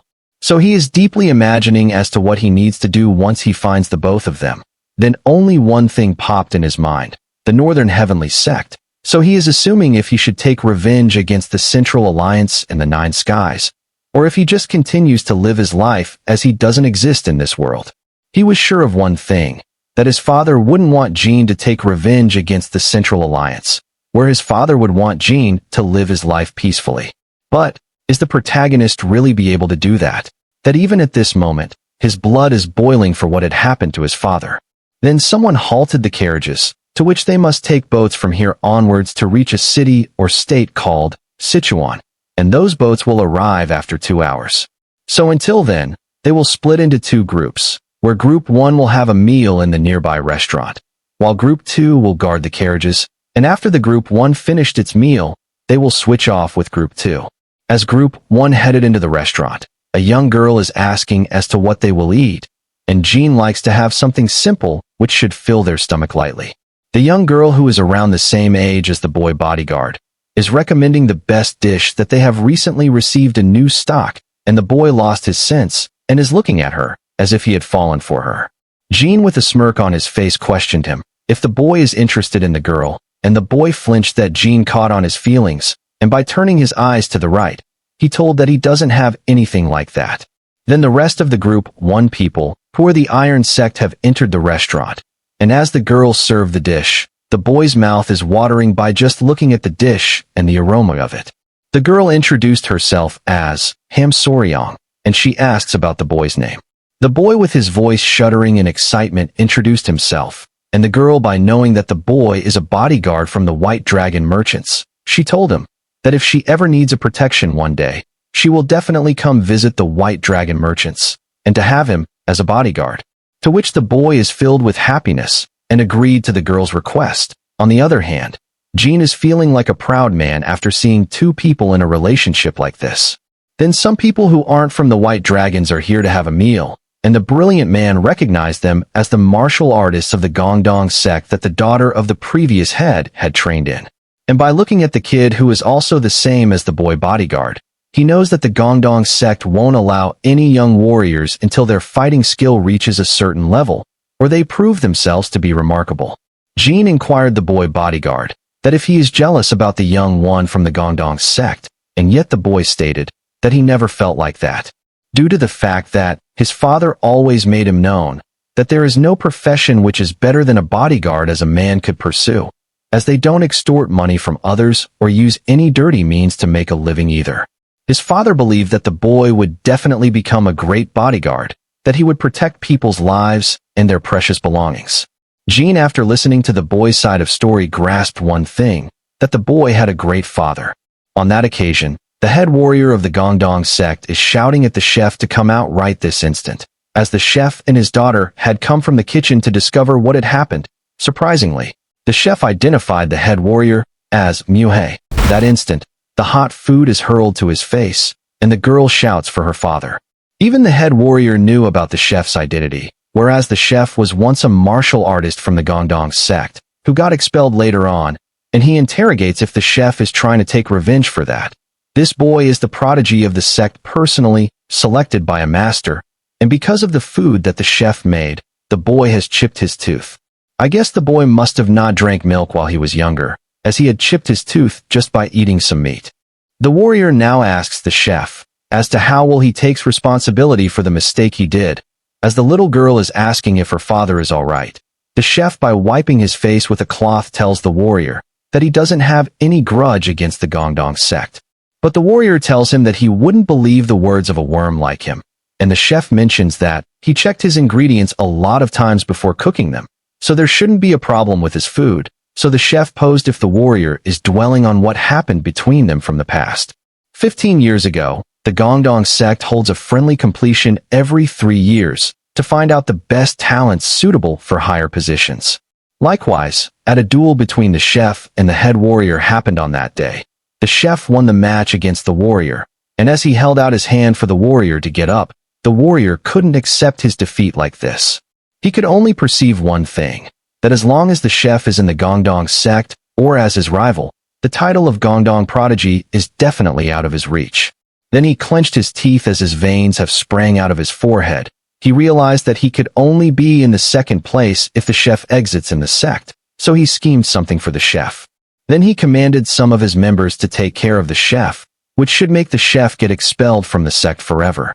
A few months later, as a result of the warrior's scheme, the chef was expelled from the sect for a disgraceful incident. Furthermore, he was even stripped of his fighting techniques because of that incident. The warrior was quite happy that day seeing the chef getting more punishment than he anticipated, and even now, by combing his beard, he wants to see the chef suffer even more, so that his heart could get satisfied once again. The chef knows that the warrior is behind the false accusation, but he didn't care about that as he knows that the warrior wouldn't leave him peacefully even if he proves that he was framed. So he is desperate to find out why the warrior is still hanging on to that incident, even after all the chef's meridians were damaged. The chef is dying to know if his food is really at the fault here. The boy with an innocent expression acts like a victim, that he isn't a liar, and the teeth snapped right in this moment only. The one beside the boy is considering that their master will be furious when he finds out about this. And a few days prior to this event, the guard asked what happened to the front tooth of the boy, and the boy replied with a grin that he smacked on a rock while he was sparring with the head warrior, hence the tooth got chipped from that. The chef, by pressing his lips together in rage, is shocked that the future prodigy of the Gongdong sect is lying exquisitely like the warrior, so he is saddened to know that Gongdong sect might not be in good hands in the near future. The warrior is frustrated that his veins have popped out of his head like some stems, where he declared that he won't stand any longer after seeing the arrogance from the chef instead of apologizing. Then the warrior used his fist to attack the chef, and as the chef got slammed to the wall and his mouth is bleeding with blood, the girl, by grabbing her father, is crying out loud that she couldn't do anything in this situation, where she is raising her voice at the warrior not to hurt her father. The people in the restaurant are trying to mind their own business, because they don't want to offend the Gongdong sect while they get nothing but a wrath instead. The girl is swinging both her arms at the warrior by tightening her fists, where she is begging the warrior to stop, as her father always checks the ingredients before cooking them. The warrior, without any hesitation towards the little girl, just slapped on her face so hard that she had fallen into unconsciousness. The muscular woman, seeing this, snapped her chopsticks in rage, where she is attempting to jump into action as the head warrior just hit a little girl like that. But the brilliant man ceased her action, that her actions here would make things difficult for the Iron Sect. As the Gongdong sect is one of the 9 great sects, there wouldn't be anything good coming out if she were to punish the warriors. On that occasion, the boy bodyguard has come to protect his girl, where he said to the warrior that what he was doing right now isn't correct.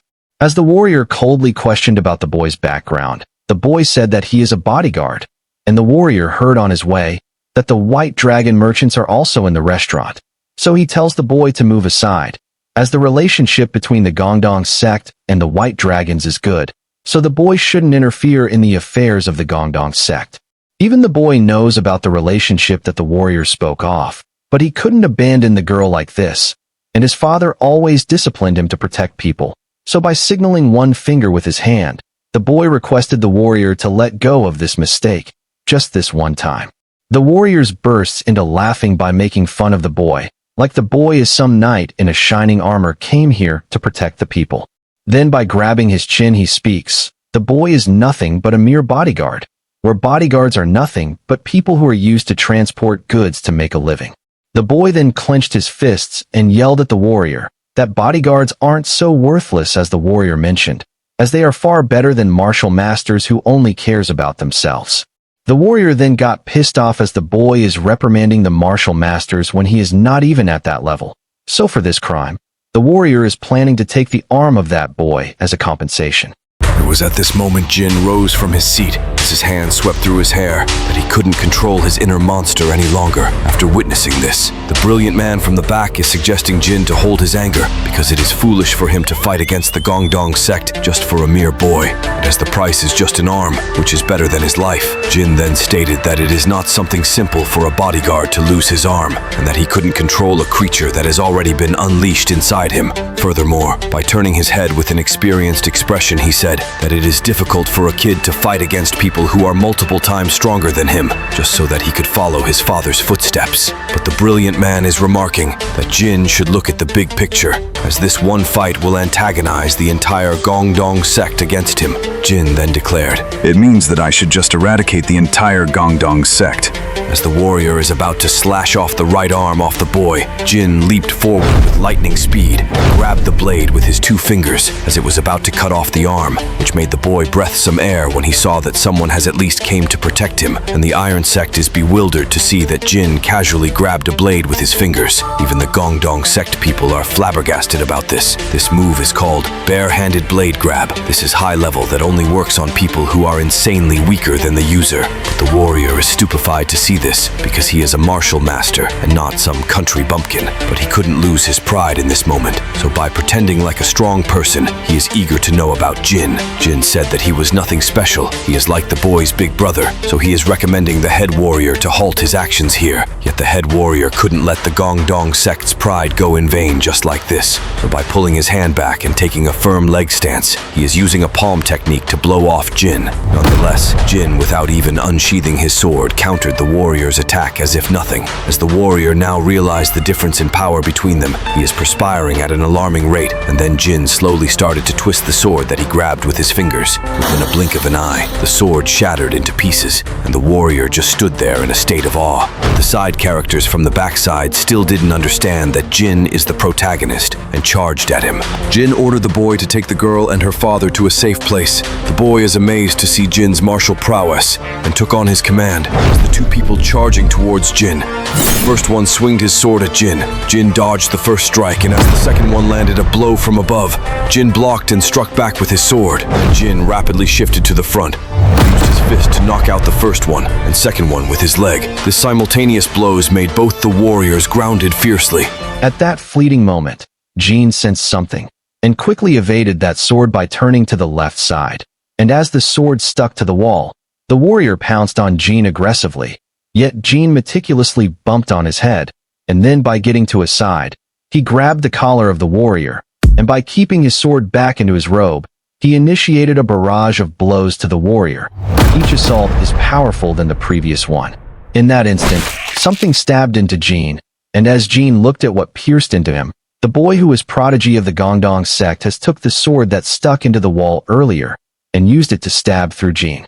However, the boy didn't pierce into Jin's body, as Jin already sensed the sword and he yanked it so it didn't even touch his body. As the boy is shivering seeing Jin like this, Jin without a second thought wrenched the hand of the boy who is going to be the Gongdong sect's future. Seeing this sight, the boy bodyguard and the Iron Sect people have completely blown away, because it is not a simple matter to offend the 9 great sects like this. The brilliant man knew one thing for certain, that the Gongdong sect wouldn't leave Jin alone anymore. But the fact is, the Iron Sect is also happened to be here, so it makes things worse for the Iron Sect as well. The warrior is warning Jin that they won't leave him alive anymore, and Jin responded to him, Are you threatening me right now? and the warrior bellowed on Jin, Yes, I am. We'll show you the price for committing this sin against the Gongdong sect. and before he could complete his words, Jin pulled the head warrior near to him and whispered to him coldly, If this is what you want to do, then I guess I have no choice but to exterminate all those 9 great sects with my own hands. The warrior got a bone-chilling dread from those words alone, and in this moment, the daughter opened the door as she came here to visit the head warrior from the Gongdong sect. But to her dismay, The whole situation is completely twisted to her expectations. The daughter is now reprimanding Jean, that because the boy and Jean, there will be a conflict between the White Dragons and the Gongdong sections. The daughter herself had studied and trained in the Gongdong sect, so they have close relationship with each other. And after seeing those injuries that Jean inflicted on them, she confirmed that they will strike back without any delay. Even the warrior himself had warned them that he will take his revenge. She is frustrated that Jean did such grave mistake when they took him with their people. Jean apologized to his mistake, but he started answering that if the daughter is the in charge of this mission, she needs to first hear out what had happened inside the inn for Jean to react like that, and she hadn't even checked if the victims are all right or not even to this moment. Furthermore, as a leader of this mission, it is her duty to protect the boy bodyguard who is from the White Dragon merchants, because the boy is under their care, and Jean did that work for the daughter as well. The daughter now had no words to reply for what Jean had said. She just turned her head and apologized that she got a bit out of control, as she had never anticipated for such a thing to happen. The daughter replied one thing, that it won't change the things that have already happened, as it is not a small issue, and Jean spoke back to her, that he would take full responsibility for what he did, as he wouldn't have done that if he wasn't prepared to pay the price. She knew that Jean is powerful, but the opponents this time won't be just 3 members. There will more than 50 members targeting him from this point forward. And before she could finish her sentence, he replied that nothing would last forever in this. It means that even if the Gongdong sect is powerful, they won't exist forever in this world. Jean, by placing his hand on the boy backs and notified them, he will take full responsibility for what happened in the inn, and then he appreciated for bringing them here all the way, in which from now onwards the both of them will travel separately. As the situation is getting heated, the head guard stepped in and said to stop those actions, because there is no need for Jean to do that, to which they need to discuss the solution for this problem right now. The daughter with her arrogance couldn't accept what happened at the inn, and she believes that Jean won't be able to block the force of the Gongdong sect, so she just rotated to the back and is leaving the area. The head guard now questioned Jean as to what are his plans for tonight, and Jean responded that he will wait for the Gongdong sect minimally far from this place, so there shouldn't be any problem to the White Dragon merchants. At a different place, the boy bodyguard is feeling guilty for what he did, and Jean brushed off the apologize the boy made, where he asked the boy to fetch some supplies to fill their stomach. The boy ran in search for the food, and as the boy went a bit far, the brilliant man uncovered himself from the boulder by stating that it is his turn to speak with Jean about the fault Jean did at the restaurant. And as he was still speaking, Jean interrupted in the midway and told him to hut off from here, as he was tried from speaking a lot today, and the brilliant man said to at least hear him once. The brilliant man then updated Jean that if Jean had calculated his moves and reacted in rational manner, he could have yielded more better results. Jean, with a disheartened expression, asked him if the man is always calculating his moves like that, and the man agreed to that, as it is not an easy task to survive in this dangerous world because of the hidden masters. If the man were to show his heroism in a scenario like that, it could put his entire team in danger. Jean then made a statement that he also agrees with what the man had said, due to the fact that he knew that way people believe they could live longer, and the man realized that Jean caught on his ideas. So he asks then why as Jean did something risky, even if he knows that would only cause him more trouble. Jean briefed the man that sometimes people tend to follow their heart instead of their mind, and that is what happened to Jean today. He knows that everyone in this world justifies their actions in a way that people who have everything try to steal the last handful of rice from those who have nothing, in order to fill their own storage, and those who are treated unfairly or wrongly have nowhere to vent out their frustrations. As the remaining Iron Sect people who are hiding behind the boulder have listened to Jin's ideology, they are bewildered that there are still people like Jean who are living in this world, who actually follow true justice. And Jean continued, if the people who have honed their fighting skills to the maximum were to follow this injustice, who would actually protect the people who are weaker yet wanted to follow justice, like how the boy did today, even if he doesn't have any martial arts. He risked his life to step forward. And so it is Jin's duty to protect those weak people who are following the path of righteousness. The brilliant man himself is terrified of those ideas, as Jin's ideas could be way too dangerous for this world which has already been corrupted by the mighty and powerful people. So he raised his voice a little and told Jean that one man like Jean couldn't make it possible on his own. And Jean replied by making a faint smile. You think so? Even if that is the case, I can still be a small lantern that will provide light in the darkness. At the very least, I can act as a guiding star for others. That is the reason why I honed my fighting skill to a whole other level, and that is the path I chose to take in this life. After some time, the boy couldn't find any food in here, but he brought some wood. Then he is apologizing for the trouble he made to Jean, and Jean answered that anyone could start a fight. However, one should take a look at their own abilities before jumping in like that, since handling the aftermath is something that should be done carefully. And today the boy ignited a circumstance that he couldn't even finish up on his own because he didn't took his weakness into the account. As Jean peeked at the boy, he comprehended that the boy got discouraged by his words. So by patting on his head, Jean stated to him one thing, that because of the boy's courage, 2 people were survived, and he is impressed that the boy could muster up the courage when a lot of adults are just avoiding the trouble. So Jean set forth that the boy did the right thing today. Tears began to swirl around the boy's eyes where he felt quite shameful that he took Jin's help, and now even Jean is in the predicament. Also by rubbing his eyes, he thanked Jean for his help, and that he will forge those words in his mind starting from today.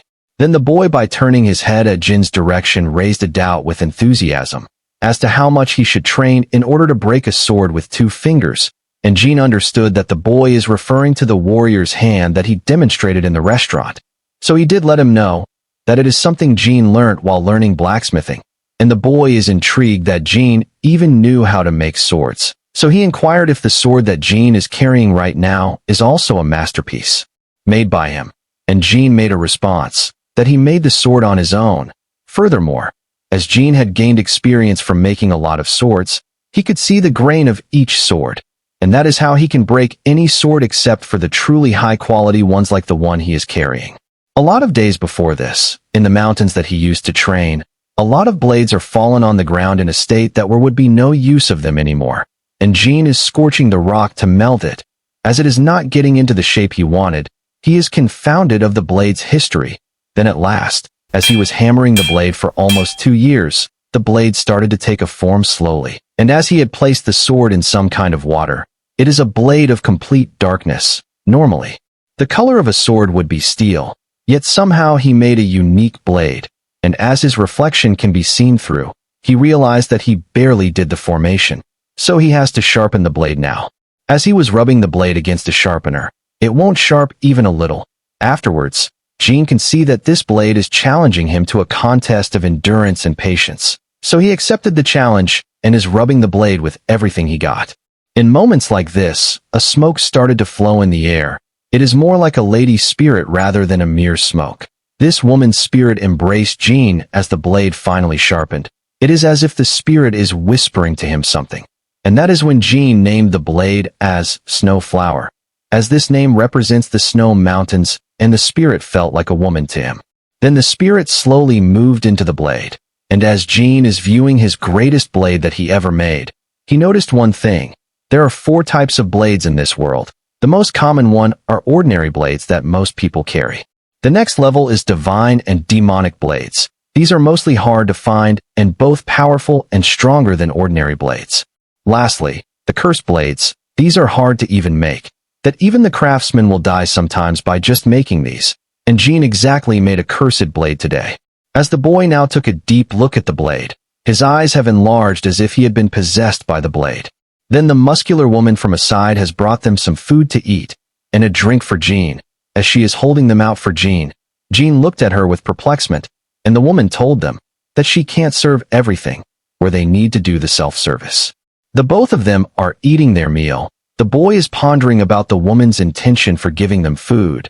He took a guess that the woman might be trying to recruit Jean into the Iron Sect by doing favors like these. And as the bushes are in a calm state, Jean observed as if there is something wrong with the bushes. As the boy is blabbing about something, Jean raised his hand, signaled the boy to stop talking. As Jean is looking intensely at the bushes, the boy is getting nervous as Jean is sighting the bushes like that. Jean then commanded the boy to quickly get out from here and head over to the restaurant where the white dragons are taking rest. Then Jin got up from his seat, and the boy is heading over to the inn by heeding Jin's command. The breeze is flowing smoothly, and Jin is facing in the direction of the bushes. As the boy looked back with tension, he can see that Jin gripped the sword tightly. At that point, white-colored balls which are like eyes are visible, and then a man spoke to Jin as he was getting out from the bushes, that Jin has forged a sword finely, which is impressive. Then more than 100 warriors are following this man and revealed themselves from the bushes. The man with a white mustache wanted to know about Jin's identity, and Jin made him know. I am just a swordsman from the north. As the mustache man saw that Jin hadn't disclosed his name, he got a bit annoyed and took that secrecy as arrogance. This man is the head disciple of the Gongdong sect, Mugwang. He is desperate to know the reason behind why Jin harassed his disciples so cruelly, and Jin rebutted that it was the mustache man's disciples who harassed other people. So Jin suggested the man to hear the other side of the story first, and the warriors of the Gongdong sect sensed that Jin might expose their mistakes to their master. So each one of them has interrupted Jin's statement and countered that Jin is making lies to avoid getting punished. In that manner, the mustache man, by getting released his energy, declared Jin to get prepared, because Jin has dirtied their honor by doing something absolutely wrong when his disciples are never the type of people to do injustice. So this man will now do the justice by taking Jin's life. It was at this moment the entire battlefield sensed a monstrous presence getting unleashed, and Jin then spoke. If we were going to do this, let's skip the chit-chat and get started. As soon as Jin unleashed the blade from the scabbard for the first time in the battlefield, everyone could feel the power of darkness and deadliness released from the blade. The warriors lunged without an ounce of hesitation, but Jin gripped the hilt with a gaze colder than death itself, and in a single breath, he unsheathed his blade. In that instant, the battlefield turned silent, as every one of them who leaped at Jin have dissolved into nothingness, their bodies erased by a mere draw of his sword. The man witnessing this stood frozen. His mind refused to accept that Jin had just erased the elite titans of Gongdong without even swinging his sword. In that fleeting instant, as hordes of warriors stormed toward Jin like rabid beasts, he unleashed a merciless slash that tore through the air, where 25 bodies were hurled back like rag dolls, the sheer force cracking the earth beneath their feet. The battlefield roared in chaos, trembling under the overwhelming pressure. Just then, a desperate warrior attempted in for a sneak attack, but Jin seized the man's arm mid-strike by using the warrior's hand, crushing the blade into shattered fragments. With nothing but sheer grip, with a ruthless turn, he struck the warrior with the back of his sword, sending him crashing into a nearby boulder with bone-breaking force. The mustache man is starting to grasp the brutality between Jin's movements, that Jin is casually playing with the warriors, where Jin has not killed a single warrior from the beginning. Then the head warrior, who made a ruckus at the inn, commanded the rest of warriors with tension filled in his eyes to eliminate Jin no matter the case. As the man saw more warriors are charging at Jin recklessly, without comprehending the power level of Jin, he has attempted to stop them at any cost, but everyone had already hurled in the direction of Jin. The man is getting horrified by this ferociousness. And then Jin took a stance as more than 50 warriors charged at once. The best part is, without any second thought, he blitzed into the warriors and created a whirlpool of destructions among the warriors, which is like chaos of tsunamis. The three disciples have completely astonished, and got a chill ran down their spines just from witnessing what a true nightmare looks like. The man had no choice but to step in, or else he realized that Jin is capable of annihilating all of them without a trace. The man with a burning resolve now charged at Jin with Spire drawing out his sword, and the man then triggered his ultimate move, the 5 Shades of Blood, and then he crashed his move on Jin with his full potential. He thought the battle was over. This is when he realized there is no one in front of him. Then he swiped his eyes to the back. Jin is glaring at the man from the rear. For a second moment, the man thought that death itself is staring at him. The man didn't pause there. He is now executing all the techniques one by one, without a moment's break. Nevertheless, Jin has warded off the strike with his blade, and the man got goosebumps, as he don't have any tricks or techniques up his sleeves to deal with an opponent like Jin. The daughter is beholding the greatest moment in battle in her life. She is petrified of Jin's martial prowess, since the opponents are none other than the Gongdong sect's elite warriors, that she and the head guard combined won't be able to defeat a single one. Yet Jin is taking them out without even laying a finger on them. As the both of them are perspiring, the head guard filled in the daughter that this world is filled with terrifying geniuses like Jin who chose not to reveal themselves. Among the absolute masters, there are some who cut off from the matters of the world so that they can live peacefully. And that is the reason for the previous head, Madame No, has always been aware of those who seem complete ordinary on the outside. Only one sentence has come out of the daughter's mouth. Who on earth is that man? As the head guard is now pondering, he knew that Jin is a nephew of Uncle Hang. He is trying to recollect Uncle Huang's previous workplace. As the Iron Sect people are watching from the top of a flat rock, the brilliant man figured out that Jin is definitely capable of wiping out the Gangdong sect from the existence itself. The members of the sect are expressing thoughts one by one. That one wishes to have a spar with Jin, and the other one said to think like a smart one, because there is no way for any of them to even land a blow on Jin. The muscular woman directed that the Gangdong sect members have been lazy over the past few years because of their reputation and power, but the elite warriors are a different story, where those elite warriors are trained to the level that a common man couldn't even fathom. So she expressed that she hates to admit it, but she herself wouldn't stand a chance against Jin, although their captain is a different story. As the brilliant man heard about her thoughts, he knew that the muscular woman is a proud one. Yet even she acknowledged Jin's abilities, so he intending to reunite with his captain as soon as possible. The man is dealing a continuous blows one after another. Jin is parring every single on them as a child's play, and the man is getting exhausted after using his ultimate moves, and he could sense that Jin is going easy on him, so he took some distance in between them. Then he dared to confront Jin with one last ultimate technique that he chose not to reveal, so he wanted Jin to at least use something against him. Jin understood that he's been going too easy on the man, because it has been a long time since he had fought someone, and he accepted to use one small technique on the man. As he is gripping the blade firmly and is swirling it, he is using the blade of darkness and destruction, the spirit of the shooting star. Blood-curdling roar tore through the sky, like a wild beast breaking free from the deepest depths of the abyss. The very ground cracked and split beneath Jin's feet, unable to withstand the eruption of savage energy that ripped through the air like a storm, sent to erase everything in its path. As the technique broke free wild and boundless, the man finally understood what true supremacy feels like. The weight of absolute power, the suffocating grip of sovereign might. Only one thing flashed into the man's brain. That Jin mentioned this is one small technique of his, so he had no choice but to accept his death, since there is no way for him to deal with the ultimate attack of Jin. And as Jin closed in, every atom of the world seemed to bend to his blade, a slash backed by the will of the abyss, the fury of shattered realms, and the force to erase existence itself. At this time, someone shouted Jin to wait for a moment, and the blade halted on the verge of killing the man. It is the chef of the restaurant, who came here running all the way after he heard the Gangdong sect leader is here. The man recognized the chef as soon as he saw him, and Jin started to lower his blade. Only now had the man knew the truth that was hidden from him, to the point that he was feeling embarrassed to raise such people, where that head warrior made the chef to get expelled from the sect by stripping out the chef's fighting techniques, when this mustache man is training in seclusion. And if that wasn't enough, the head warrior had now even dared to humiliate the chef even more in front of the chef's daughter.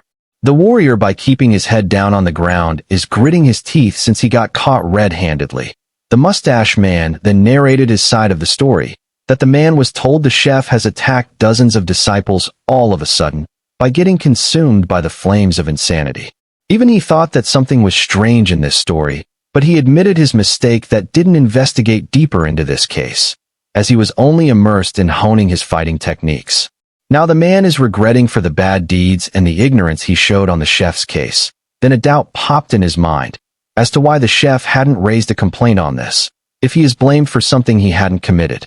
The chef then took the chance and expressed that he was exhausted of all this, to which the mustache man is confused for a moment. And the chef made things clear that he was sick and tired of the schemes within the sect. As the chef is slowly gaining more status and his abilities are getting better, most people have avoided him and began to conspire vicious tactics on him, to the point he felt lonely in that terror world. Luckily, he had a woman whom he loved, and the woman also gave him strength, so she recommended him to leave all this martial arts stuff and to live in a safe place peacefully. And slowly he had a daughter and left his place in the sect and started his own restaurant. But even after all that, he is still receiving this kind of treatment, and the chef didn't know what to do, where the girl is crying out and is inwardly feeling bad for his father getting treated so badly. The prodigy of the Gongdong sect then made an appeal to the man that he didn't know who the chef is and never met him before, where he was just following the orders of the head warrior. The head warrior is rebuking the boy deeply in a low voice. The head warrior then lifted his head, where he couldn't be silent anymore. That the mustache man only cares about training his martial arts, and because of the man's endeavor to reach the top level of the martial arts, he never took any interest in his surroundings. By those harsh words from the head warrior, the man is flabbergasted to see this, where the head warrior was once his close cadet, and the head warrior revealed his true intentions, that he wanted to be the sect leader, yet he had to give up on his dream because the mustache man, and later, the chef entered into his life. Then he humiliated the head warrior so much that the head warrior couldn't accept it, that he would rather die than seeing the chef becoming the sect leader. So he blueprinted a way to expel the chef from the sect. In that way, at least the mustache man could become the sect leader. So the head warrior is now pushing all the blame over on the mustache man. As if the mustache man had been a little bit of aware of his surroundings, this whole problem wouldn't have occurred. The mustache man's one eyebrow shot upwards as he never anticipated such cold words from his subordinates, and then he bursts into laughing, on which that he always thought that the subordinates of the Gongdong sect are taking the path of justice and righteousness even if he was in the seclusion. So he accepted that he was just a puppet who's never been aware of his surrounds, and by pointing his finger at the head warrior, he dictated that he would have slit the throats of these useless scum, but he is now planning to strip them of their fighting techniques, and is going to make an example of what happens when someone doesn't walk the path of justice. So starting today onwards, he is set to make the Gongdong sect reach its former glory by taking out the rotten scum from inside the sect. A few minutes later, the man knows that no matter how much he apologizes, it wouldn't make up for the fault he did. So from starting today onwards, he is going to provide the chef's family with the Gongdong sect's complete support.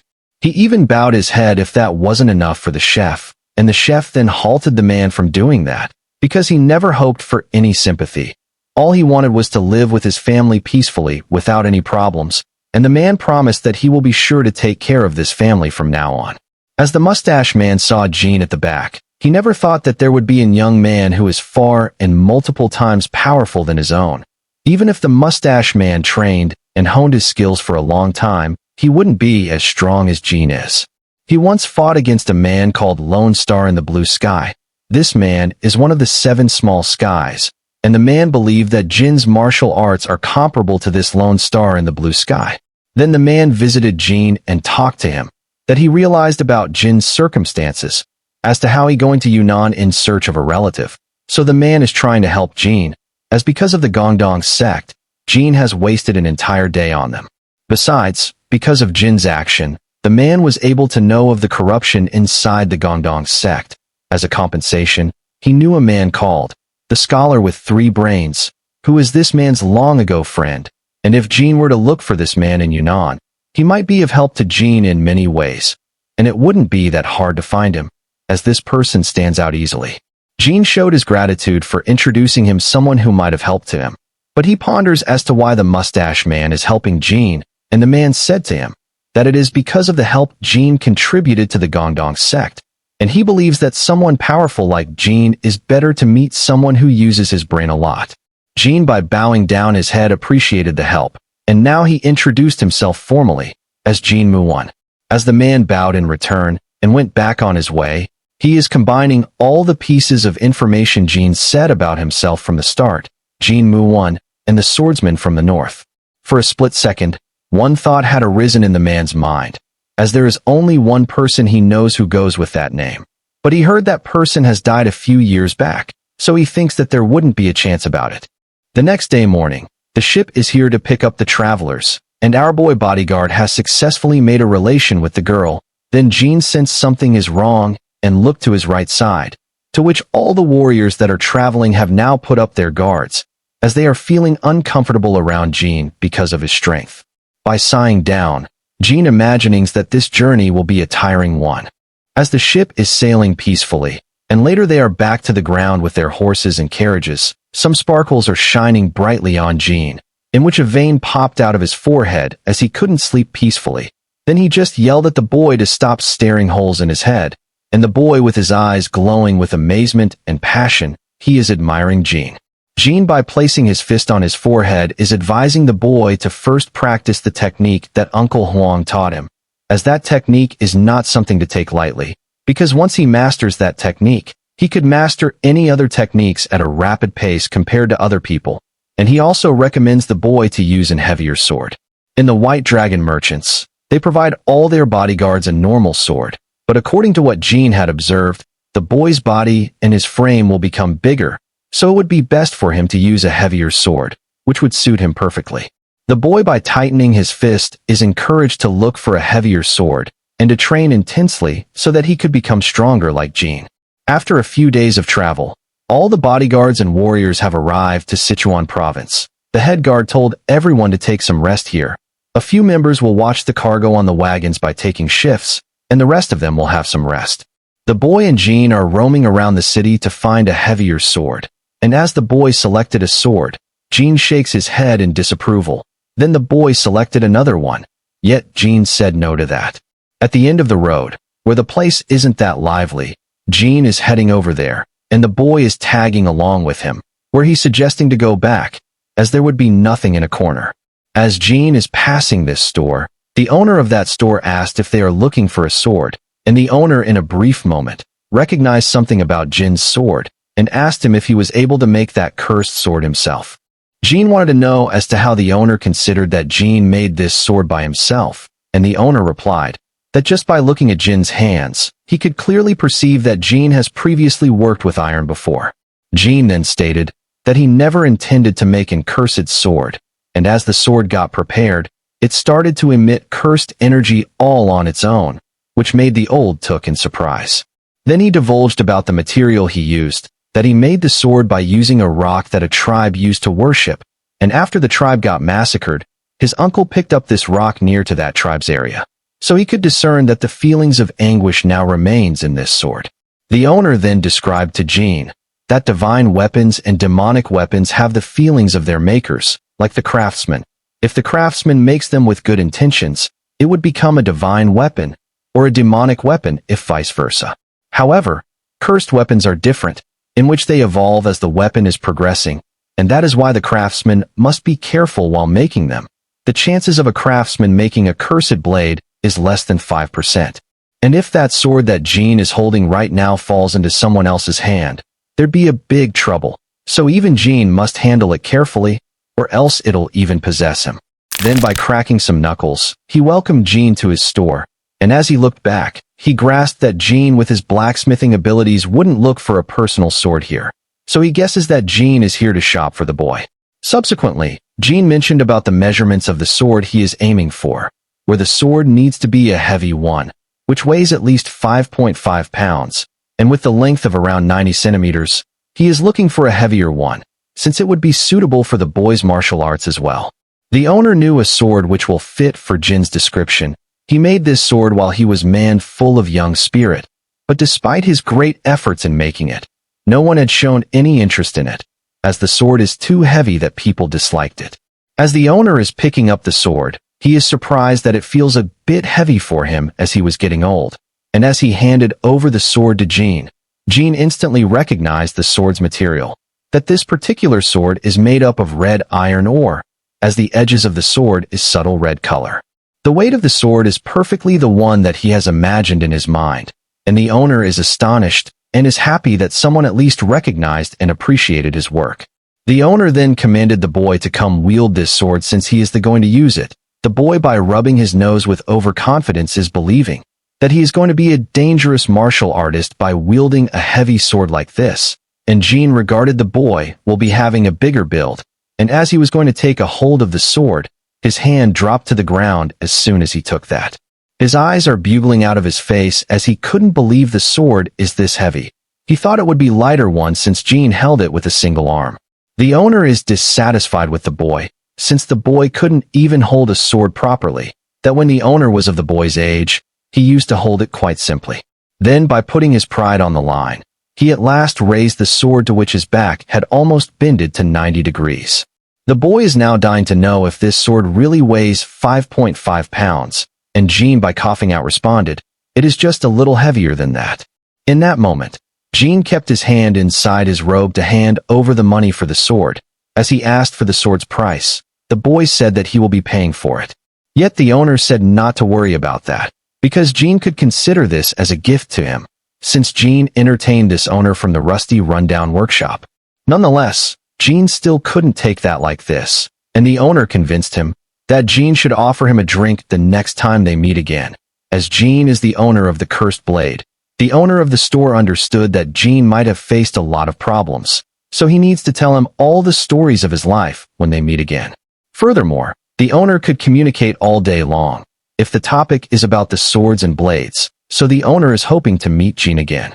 Jean bowed his head in respect for the owner, and to show the kindness he received from him, the owner said to the boy to train harder and to put the crimson fong into good use, so he can hear his stories if the owner is still alive by that time. The boy also bowed down his head and told the owner not to speak like that, where the owner should be in good health the next time they meet. In that manner, the boy successfully gained a sword suitable for his body type, and is going back with Jean. The boy also explained that the owner called this sword as Crimson Fong, and Jean ordered the boy to work harder. As they are on their way to meet the White Dragon merchants, they saw a crowd and thought they should take a peek, and as Jean saw what is happening, he is bewildered, and even the boy is stunned to look at that, in which a few thugs are beating two poor old couple without any hint of humanity. Then a big shadow falls upon the boy, where this big man is expressing that there is no room of morality anymore. This big man couldn't believe that a few thugs are beating people in broad daylight, yet the three sects, who are one of the 9 great sects that rule over the Sichuan province, are doing nothing about his incident. As the big man caught a thug's hand, he just straight away crushed it like an orange, and the thug is screaming in pain. The big man extended his hand to the back and gave one blow to the thug's face, where his face smacked from the power. As another thug is charging at the big man for stirring chaos in their plans, the big man slammed the thug into the ground, in which even the ground got shattered, and then the last one with a blade is on his way to kill the big man. Yet the big man locked his arm with the thug's neck, then with just the flick of his finger, he snapped the neck of the thug. As Jean is getting away from this place, since the issue is solved, the boy is amazed of the big man's strength. As the boy and Jean are discussing about the thug's incident by opening the door, all the Iron Sect members stood immediately, on which the Brilliant Mind greeted by joining his hands as captain. The boy is perplexed as to why the Brilliant Mind is calling Jean as captain, and then there is someone behind them, as the boy rotated his head to the back. The big man with a smirk on his face is here, in which he is the captain of the Iron Sect, Yong Muzong. He is eager to know if something interesting had happened while he was away. The big man is laughing out loudly as the Brilliant Man is explaining to him what happened. The big man is really impressed and astonished by Jin's character. Then he kung fu saluted to Jean and introduced himself as the captain, and as Jean greeted the big man by introducing himself, the big man with a big smile pointed his thumb finger at the Brilliant Mind and told Jean that the Brilliant Mind complained Jean has a nasty personality of doing things as he wishes, to which the Brilliant Mind is completely embarrassed that his captain hadn't kept those words as a secret. Now the big man tells Jean to have a seat, as a meeting is now going to be held by the White Dragons. The daughter felt a small insecurity when the big man invited Jean to this meeting. Likewise, the big man caught on the daughter's intentions and responded that Jin's uncle has also been missing, so he also does have the right to attend this meeting. The head guard then explained things, in which this is an important meeting only for the executives, and Jean cannot be regarded as one, yet the big man still supported for Jean. Even if Jean is not an executive, his abilities are powerful enough to join this meeting, since he might be helpful to them in this mission. Hence, he suggests everyone to keep those useless executive stuff to themselves, and to start the meeting, since only power reigns supreme in this world, to which the Brilliant Mind and the Iron Sect has no choice but to obey as their captain orders. As the big man is chilling out, the boy bodyguard thinks that he should better get out from here, so he said to Jean that he will out of here to train, and Jean agreed to that. Now, the big man clears his throat to commence the meeting. Firstly, he began introducing the new members that have joined the group from the Iron Sect. This person who is licking his blades is Jeek Gakwi. Even the big man didn't know this guy's true name. This man with a rod in his hand is Man Seojin. He is an expert in sweet-talking with ladies, and quite the looker. This man who gives off an murderous vibe, and with a spear-type weapon in his hand is Seonjil. This guy has a nasty temper, so the big man advises everyone to watch around him. This is everyone from the Iron Sect. So Jin once again introduced himself to the new members. With the completion of the introductions, the big man now starts the meeting. As the big man is looking at Jin, he couldn't believe that Jin is not radiating even a tiny bit of internal energy. He imagines that Jin might be concealing his energy. Given that the brilliant hadn't told the big man about Jin's martial prowess, he wouldn't even think anything that highly about Jin. In that sense, the head guard has initiated the meeting where, in order to find out why the third son and the bodyguards including Uncle Huang are missing, that have sent an informant to Yunnan. Surprisingly, the informant has also went missing, so they don't know exactly what is happening in the Yunnan right now. On which the situation in Yunnan right now is fully complicated, because there used to be a sect which ruled over Yunnan called the Deep Blue Sect, but after the Mighty Fist group settled in the Yunnan, the situation is getting unpredictable as each day passes. As Jin heard the name Mighty Fist, his rage is starting to get uncontrolled, because the leader of the Mighty Fist group was once a pillar of the 4 pillars in the Northern Heavenly Sect. The Mighty Fist established themselves about a long time ago, and with the Mighty Fist being the head of the group, they gained power and support very quickly, and this has started to rival the Deep Blue Sect, which is a powerful one. As the conflicts are getting intense between the 2 sects in Yunnan, the Central Alliance should have interfered by now, yet they remain silent for unknown reasons. Due to this conflicts, the merchants in Yunnan are having trouble doing their business properly. Even the White Dragon merchants are facing those issues, so the White Dragon merchants requested the Mighty Fist for support by handing over a large sum of money. So leaving aside the merchants in Yunnan, even the new ones who have planned to enter Yunnan to do business have lost their interest. This made the complete income source in the Yunnan ending up dried. Now the big man understood the problem, in which a party or sect is intentionally trying to block the flow of money, so that people would have no choice but to leave the area. The brilliant man suspects both the Mighty Fist and the Deep Blue Sect, but the big man, by pushing his finger into his nose, includes a possibility of a third party stirring up the trouble, and Muscular Woman also agrees with the big man, yet she is not certain of it. Jin realized one thing, that with the information within their hands, they couldn't do anything about it, and the brilliant man then spoke, that he had already dispatched an informant to Yunnan, and that investigator should collect all the information they need by the time they arrive to Yunnan. As the big man pulled out his finger back from his nose, he only realized now that the last member of the Iron Sect has been sent to Yunnan, and the Muscular Woman explains that the brilliant man did that, since that last member is Lazy One, who is of no help to them in combat.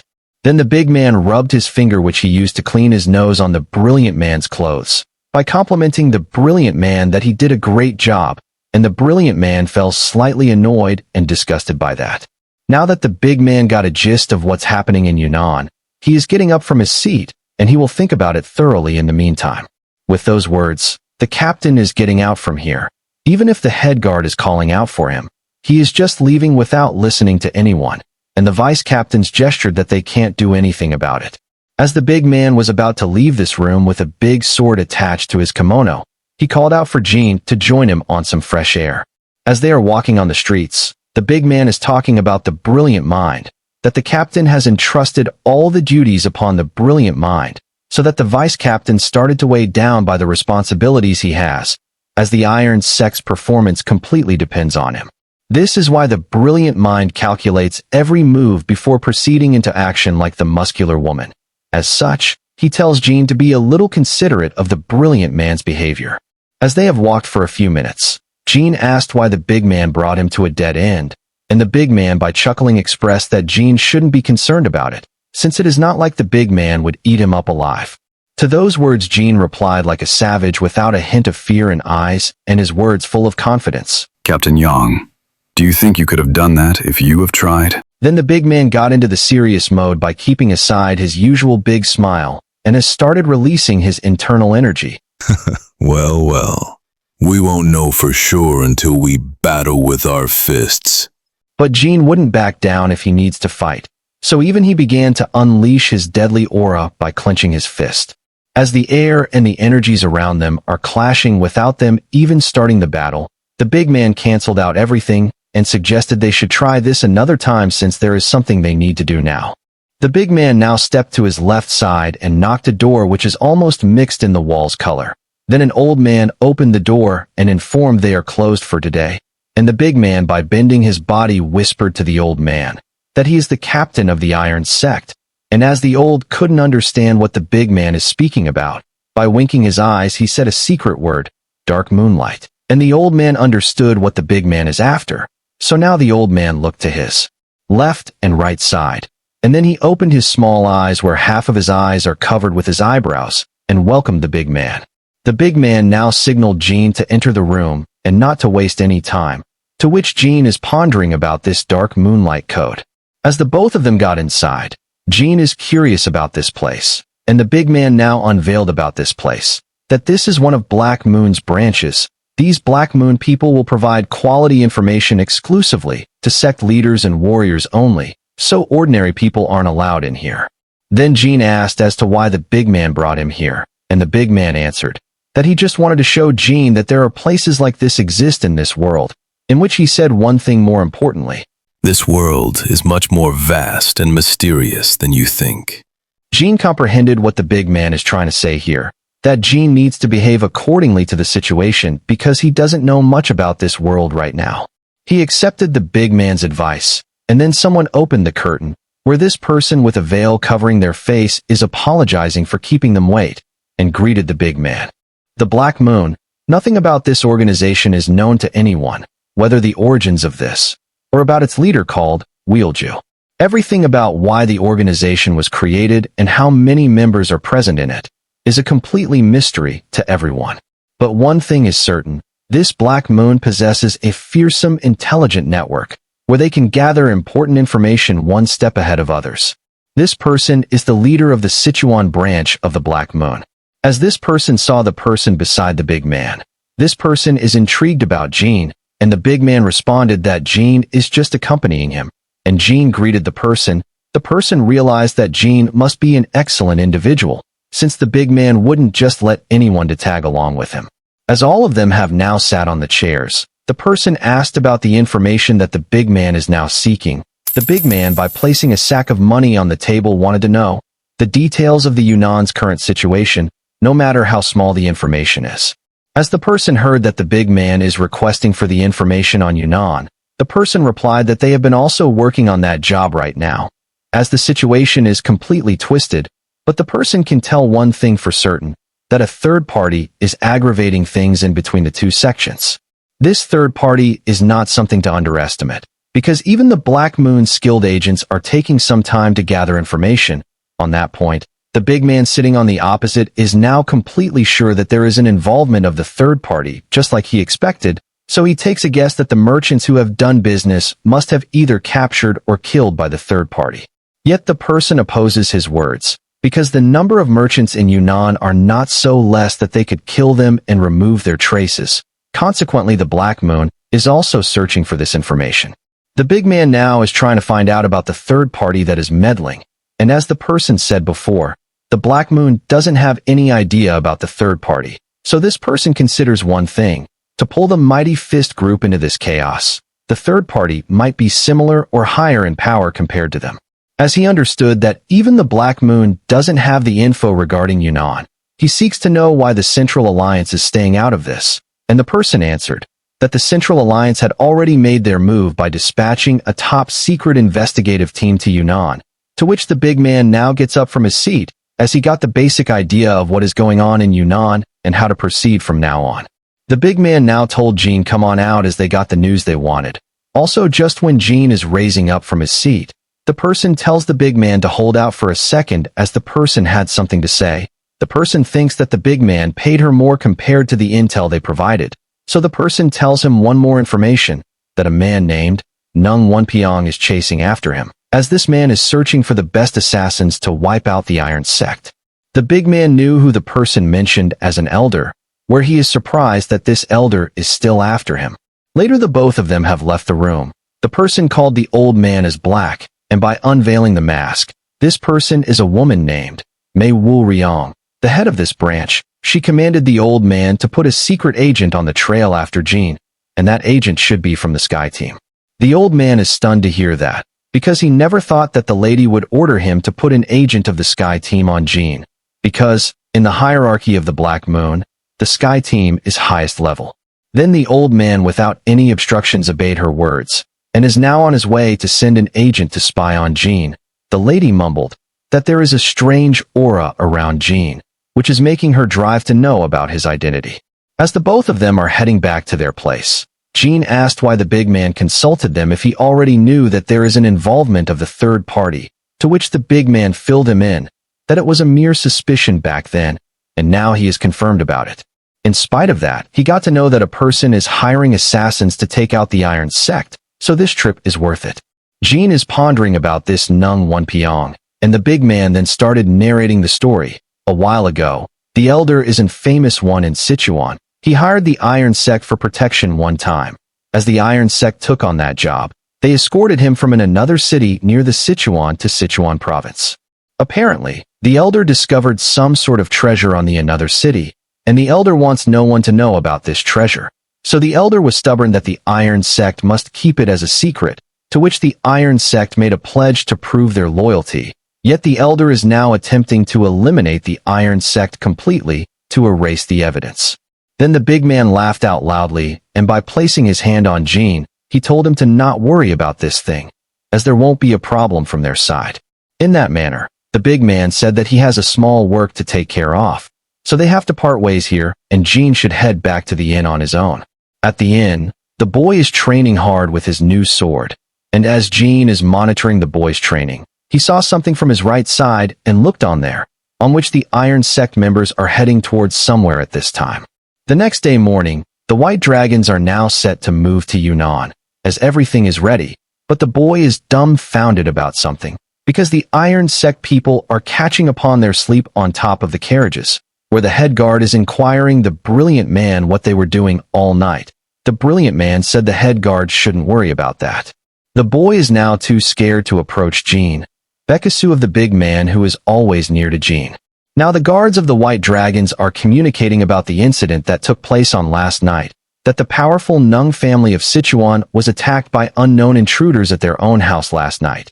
This mass murder is the hot topic, because all the family members, and even the workers, are massacred completely. The local officials have placed some officers to track down the culprits of this incident. Jean questioned why the Iron Sect has to kill the entire family when their target is only the head, because the rest of them are innocents. The big man remained silent for a moment, and then he uttered that people might hold a grudge against them. Even if they are weak right now, one couldn't anticipate every possible move that can happen in future, so they have no choice but to kill even the children too. Jean got a bit irritated about that and expressed his opinion about the Iron Sect, that the Iron Sect is numb to the pain of others, but it takes charge ruthlessly when they are threatened in the slightest. The big man then clarified Jin's way of thinking, that the big man himself was once a righteous person like Jean who used to think like that, and this is the exact reason the big man took a liking about Jean. But after experiencing the true self of this dirty world, he thought he needs to kill other people who are off danger to them even in the smallest, or else he'll have to lose his close and trusted members. Jean couldn't understand those words properly, so he just considers the Iron Sect as cowards. Now after a long travel, they are reaching near Yunnan, and once they cross this mountains, they will know the hidden and deep secrets of Yunnan. As they have reached to Yunnan, the big man is alerting everyone to keep up their guards, because this is the first time they are moving to an area they don't know of what's happening in there, and before his heat could even be finished, he sensed something is wrong. As Jean is sleeping peacefully, he turned his head by also sensing the smell of blood and strong presenses from far away, to which all his instincts are signaling him to prepare for in battle, where he gripped his blade tightly that his veins are bulging out of his hand. Then from the trees, a young girl, and she is carrying an old man who is injured severely, is coming at their direction requesting for help. There is village in Sichuan province, where this village is located on top of a cliff known as the Tang Cliff Village. This is one of the most famous villages in the world as it is quite large in size. In addition to it is placed on top of a cliff. The people with the surname of Tang do live in here, as these people are skilled in the art of poisoning and using deadly weapons. This village is also known as the home of Sichuan's Tang family, or the esteemed Tang family.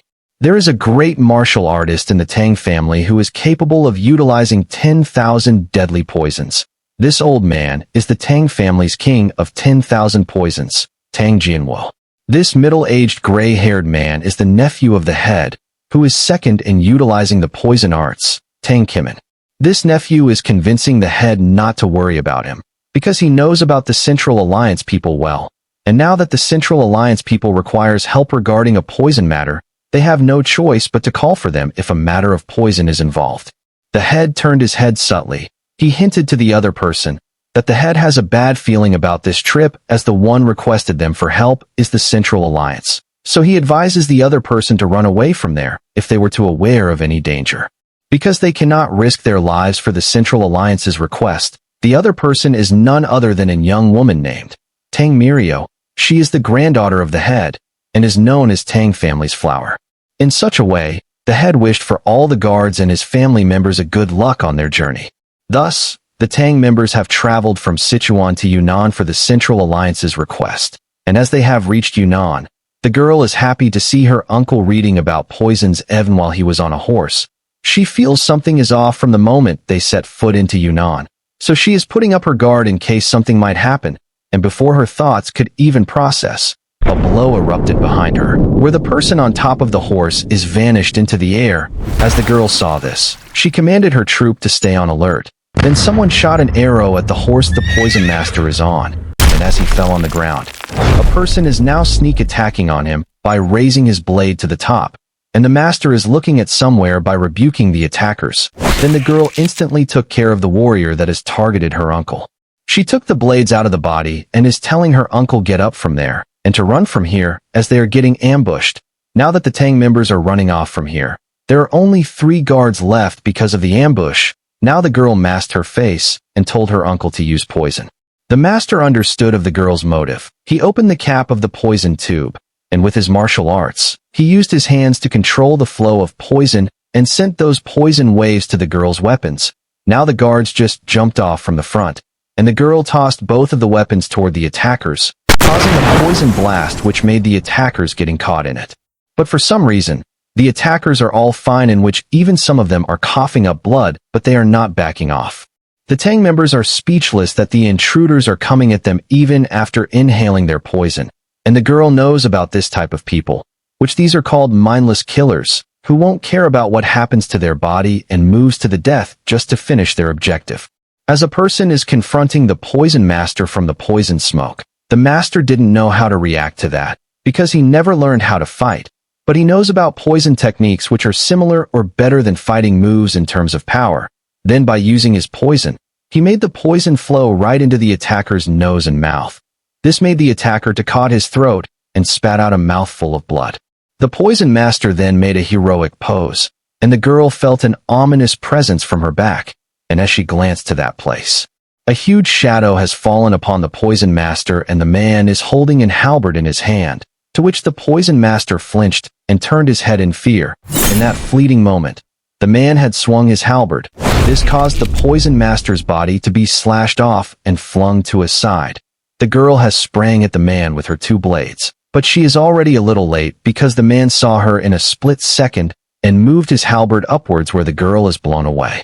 Then 3 daggers were shot at the man, yet the man evaded it effortlessly. Then the remaining 3 Tang members have charged at the man, and as the girl and poison master took some serious damage from a single blow of that man, which is not even the man's 10% of his true power, the girl now lifted the master and is moving out from that area.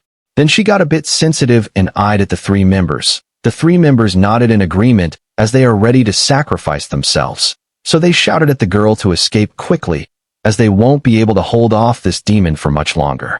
That is when she started running into the forest, and just when her hope of making it out alive is fading away because of the demon's mighty strength, the protagonist is sitting on the carriage with his sword, who is ready to engage into a deadly battle, and she saw the protagonist and raised her voice at the white dragons to help her and her uncle. As the brilliant man and the muscular woman saw the girl approaching from the woods, the brilliant man interrogated her to reveal her identity and her purpose. The girl then requested help from these warriors, that they are the Tang family's descendants, so if the warriors were to help them out from the intruders, they will repay the kindness for sure. The big man knows about the Tang family's promises, that they will repay anyone's kindness 10 times the help they received, and the Tang family also takes revenge 100 times in return for the treatment they get. However, the big man couldn't think about profits in this circumstance, as it is not an easy task to ambush the Tang family, so that could show the potential of the intruders.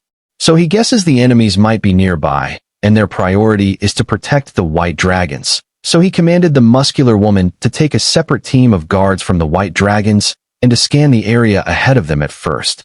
As the girl is pleasing the brilliant man to help, the brilliant man is calculating about the possible moves that will happen if they save the girl from here, in which he couldn't come to a possible decision quickly because he doesn't have any proof that they are from the Tang family.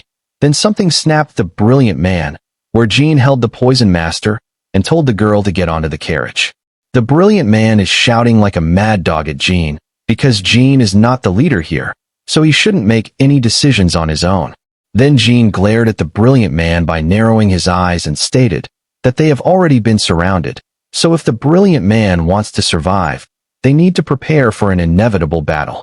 Then the big man placed his hand on the brilliant man's shoulder and alerted him, as what Jean said was right, because all of them have been cornered like rats by the enemies. The brilliant felt embarrassed that he couldn't make a judgment rapidly, and the big man is pondering that he did a mistake by placing the brilliant man as the decision-maker of this mission. But even the big man knows for himself that he would have done the same thing as the brilliant mind if he were in his shoes, because only after a few moments he realized that they have been surrounded by the enemies, and Jean made the decision quicker than him and responded instantly. Then Jean ordered the boy to make some room for the poison master to lie down, and as the boy settled everything, Jean is placing the master inside the carriage, where he is telling the boy to get ready as the real deal starts from now on. The girl was about to appreciate for what Jean had did. It was at this moment, a blow has landed on the ground. As everyone is getting panicked, the demon with the halberd is here. The demon then forewarned Jin to hand over the Tang members, and Jin replied, If I was going to do that, then why would I let them into our carriage in the first place? Jin is now unsheathing his blade with ferocity, and the demon responded that he would have killed Jin even if he had presented the Tang members. Then the demon commenced the battle and declared, Red Ghost Troop, leave no one alive and slaughter them into mincemeat. As the battle had begun, the boy is standing fiercely on the ground, and the big man then roars his voice to everyone. White Dragon Merchants, Iron Sect. Kill every single one of those by crushing their bones and make this battlefield into a bloodbath. As soon as the war has started, the Iron Sect members are battling with their opponents, not letting a single of them alive. Even the head guard is trying his best to hold his ground against the enemies. But the daughter who boasted that she is the trainee of the Gongdong sect couldn't show anything but shiver in fear. Then an opponent has approached her. As he was making his move to kill the daughter, the muscular woman slashed the man into half. Then the woman scolded the daughter to get a grip, or else she'll just die in vain. Then a huge man is ramming everyone into the ground with his sheer force. And that is when a man bounded into the sky. With a dominant energy, he crashed down with his weapon, taking down the huge man. The big man, by aiming his machete at the huge man, warned him to stop this instant, or else he will have to face the wrath of a dragon. The big man is shocked to see that his blow didn't knock out the huge man. So now this is a match between a big man with a machete and a huge man with a mace. As the huge man launched himself with his mace, the big man with his quick reflexes tore through the flesh of the huge man before the mace could even graze him. The big man understood that these people aren't from the mainlands because of their unique fighting style. Then the huge man, without any break, moved his mace at the big man, and the big man defended that blow with his machete. Then he parried the huge man's mace with his other weapon. By that assault, the huge man's arm got cracked. He left the weapon by taking this as a chance. The big man climbed upon the huge man from the back, and then with all his might, he dealt a death blow to the huge man. This made the huge man slammed into the ground. The big man is strategizing a way to capture one of the enemies alive so that he could extract some information from them. As the big man is heading back, the huge slowly got up from the ground, which made the big man to start pouring out sweat. In a different place, the demon is trying to stab Jin with his terrifying brute force, on which the demon is impressed about Jin's detection skills, because Jin detected the demon and his troop from a mile ago, and Jin, with a sinister dark expression, only wanted to know one thing about them, that if they are related to the disappearance of merchants in Yunnan. As the demon swung his halberd at the Jin, Jin pounced from that area, and then by backflipping, he launched a sword move at the demon. The intensity passed right beside the demon's body, in which his eyes have enlarged by that pressure, that he couldn't believe Jin is able to wield this much power, that he couldn't sense anything from Jin. Then the demon made a bet that he is nothing but a tool in this mission, where someone else is pulling the strings from the shadows. Then he challenged Jin. If you want to know who is the one behind me, try to defeat me. I am the captain of the Red Ghost Troop, Nam Kunwi! And then, Jin is now starting to unleash the raw ferocity of his ancient power slowly, as the dust is blazing around them. The demon vanished into the air. In a blink, he lunged down like a falling beast. With overwhelming might, he hammered his halberd onto Jin, shaking the earth beneath their feet. Jin blocked it with his sword, barely holding on as the impact sent cracks ripping through the ground. The demon's eyes blazed with rage as he growled. Stop standing there like a coward. Show me your real strength if you ever want to see your people again. Just as the halberd came crashing again, something inside Jin snapped as he heard that he could do his people again. Then, a buried monster ignited. His presence surged with violent aura, and with a roar, he unleashed a hidden sword technique that split the wind apart. The demon simply sidestepped, mocking him with ease. That's when Jin closed the distance in a blink, dashing straight for the demon's core, with killing intent leaking from his blade. But the demon, seasoned in countless battles, saw through Jin's tactics and braced himself to crush Jin the moment he came close. Jin had baited him into that very thought, and in a flash, he soared into the sky. With a sword skill born from the depths of the underworld, he slashed through the demon's right arm, ripping it apart in a single ruthless strike. Yet the demon barely escaped within an arm's breadth, and before their eyes could even meet again, Jin charged in with relentless fury, tearing through space itself as he lunged straight at the demon, like a storm that couldn't be stopped. The demon couldn't summon a shred of courage while facing Jin, and he realized the martial arts Jin wielded weren't ordinary. They were the martial arts that represented the legendary ones which had been forgotten, and not like those useless martial masters who only look great on the outside and nothing on the inside. The demon knew he couldn't run forever like this, so he crashed onto the ground like a beast cornered. And in that desperate moment, he unleashed his ultimate technique, the one that roared with the might of dragons. Even Jin had to brace himself as the halberd surged with unstoppable force. The earth itself trembled from the explosion of that rampaging form. That was the demon's ultimate style called Blazing Soul of the Fiery Dragon, and by raising his halberd to the top, which is blazing with fire, the demon was in disbelief that he had to use such an outrageous move on an opponent he never met. But that was when his eyes have almost popped out his face with something spectacular, as he was horrified by that, in which Jin is in the midair completely unscathed, only a few scratches on his robe by that serious move from the demon. Then he locked his eyes onto the prey, and by aiming his sword and made his body stiff, with a breathtaking speed that separated the nearby clouds by that momentum, he descended like a god, where the impact of his power made the earth itself rumble with that phantom presence. This made a sandstorm to explode, and the Iron Sect people have to cover themselves, as they couldn't believe that someone this powerful was on their team this entire time. Even the big man himself, who always thought that he was gangster, had no choice but to open his mouth in shock when he saw a true monster. The surroundings to them have completely blown away by that velocity. The demon spat out some blood, which his armor is broken to pieces, so he had no choice but to remove it whole. He refused to accept that someone from the mainlands could make his armor damaged to this extent. Then Jin declared, I haven't defeated you yet. Why are you standing there like a fool? Those are the exact same words the demon used when they began their match. As the girl is spectating this from inside the carriage, she was frozen in shock that such a powerful master was the one protected them. She instantly relieved her uncle that they won't be killed tonight, as there is a powerful figure fighting on the battlefield. so she told him to hold on a little longer. Outside the carriage, the boy has gone mad to see a real-life battle to the death with his own eyes, that he could hear his heart pounding with fear as he is getting exhausted by the ruckus around him. He saw an opponent killing a guard where the opponent is looking in his direction. This made the boy piss his pants in fear. He is just begging the god to make the opponent look away from his direction. But the man now set his eyes on the boy as a target and is slowly coming towards him. And in this moment, even the boy's body is not moving at all, as if he is frozen in dread. He was left speechless to see this, as Jean trained him day and night every single day. And when the boy's time has come to prove himself that he is not in garbage, his body isn't moving an inch. The opponent is coming at an high speed to kill the boy, yet all the boy could do is perspire in terror. Then the opponent raised his blade to his back, and just when he was about to behead the boy with his blade, the boy reminded himself of the girl from the restaurant, that the little girl said to the boy, she will be waiting for the boy to become a great bodyguard. And this memory fueled the boy's will to live, in which a crazy beast was born at that point, and he deflected the blade with all he got.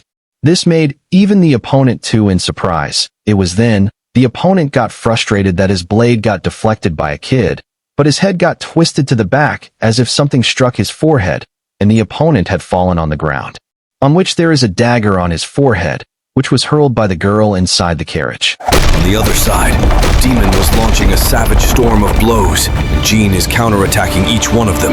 Then, the demon couldn't hold his fury anymore, and straight away he swung his blade at Jean, but Jean danced away too simply. The demon spun his halberd so fast it tore the air apart, like a storm of death, and with every last ounce of his strength, he poured everything into this final strike. He stored this skill to erase his arch nemesis without a trace. With a roar that cracked the sky, he hurled the weapon at Jean, but Jean didn't flinch, didn't dodge, didn't move. Instead, he gripped that infernal weapon with his bare hand, as if it were nothing more than a toy. This made the demon fall into a state of disbelief, but his desire to kill Jean hadn't faded away, and with a roar filled with his everything, he jammed the weapon further into Jean. Even Jean had no choice but let a groan, as he never expected the demon to hold this much power, but he couldn't back down, as he had to find his uncle. He used the back of his sword to break open the halberd and stated the demon, Now that I have defeated you, it's time for you to answer my question. is slowly retreating from the place. He denied his defeat like this, and as Jean is moving forward, the demon tripped off as there was a snag on the ground, in which he yelled at Jean. Don't make me laugh. You haven't defeated me yet. And right after the demon finished his words, Jean stabbed the halberd into the demon's hand like a devil, born for destruction, and the blood has splashed all over the area. This is when Jean warned the demon. I am going to aim for your head next, so answer me. The demon is screaming in agony. By that, the demon had no choice but to confess the truth. That they are the responsible ones with the disappearance of the white dragons and all the merchants in Yunnan. As the big man is dealing with the huge man, the big man's sword is ignited with the fire. He used his strongest called Fiery Dragon Fang. The dragon has swallowed the huge with flames. And at last, the big man with his eyes loading with crimson color is taking care of the huge man. As he was unsheathing his sword back into his kimono, he smelled something vicious and rotated his head to the back, on which the huge man's body, which has been roasted, is blowing heavily. And the big man knew what that is. So he raised his voice to all the Iron Sect members and the White Dragons, that the enemies are using poison bombs. As Jean knew that this people are behind everything, he is now about to ask him regarding the whereabouts of the missing people. But he shifted his gaze as he noticed a thing and backed off from there. To his anticipations, an arrow was shot there, and surprisingly, it is attached with a poison sac, and as the poison sac got burst, Jean realized that the demon might escape by using the poison gas, which blurs the Vysen. And exactly like he thought, the demon had ran away from there. Then the protagonist soared to the sky, and as he was searching the place, he noticed the demon and some of his subordinates escaping from the forest. So without any moment of gap, he tracked the demon, and is moving through the trees to catch him as soon as possible. Then something is hurling at him, where he somersaulted in the mid-air to protect himself. As he had fell on the ground, he stepped aside at light speed where 3 more arrows were launched at him. Then multiple of arrows are targeting him, and he was evading just in time. As he is climbing on the trees, he figured out the location of the men launching those arrows, and in one swift motion, he sliced off their bows, and landed on the tree by offering. that he wouldn't kill them as long as they reveal everything they knew. But the two people that are on the tree have just hugged the MC, and as he was pondering why they did this, the two people are trying to self-destruct so nothing about them would be disclosed. Jean, as in hair's breadth, managed to flee from those mad people, and he heard those two people speaking, that this is just the beginning. In the future, they will turn the entire main lands of the martial artists into an uproar for what happened to them. Jean, by hearing those words, is hoping for his uncle to stay alive, and that he needs to hurry up the process to find his uncle. By sweeping through his hair, his blood is raging with fury that he couldn't find anything about his uncle, and he is now heading back to the White Dragons to check if everything is alright.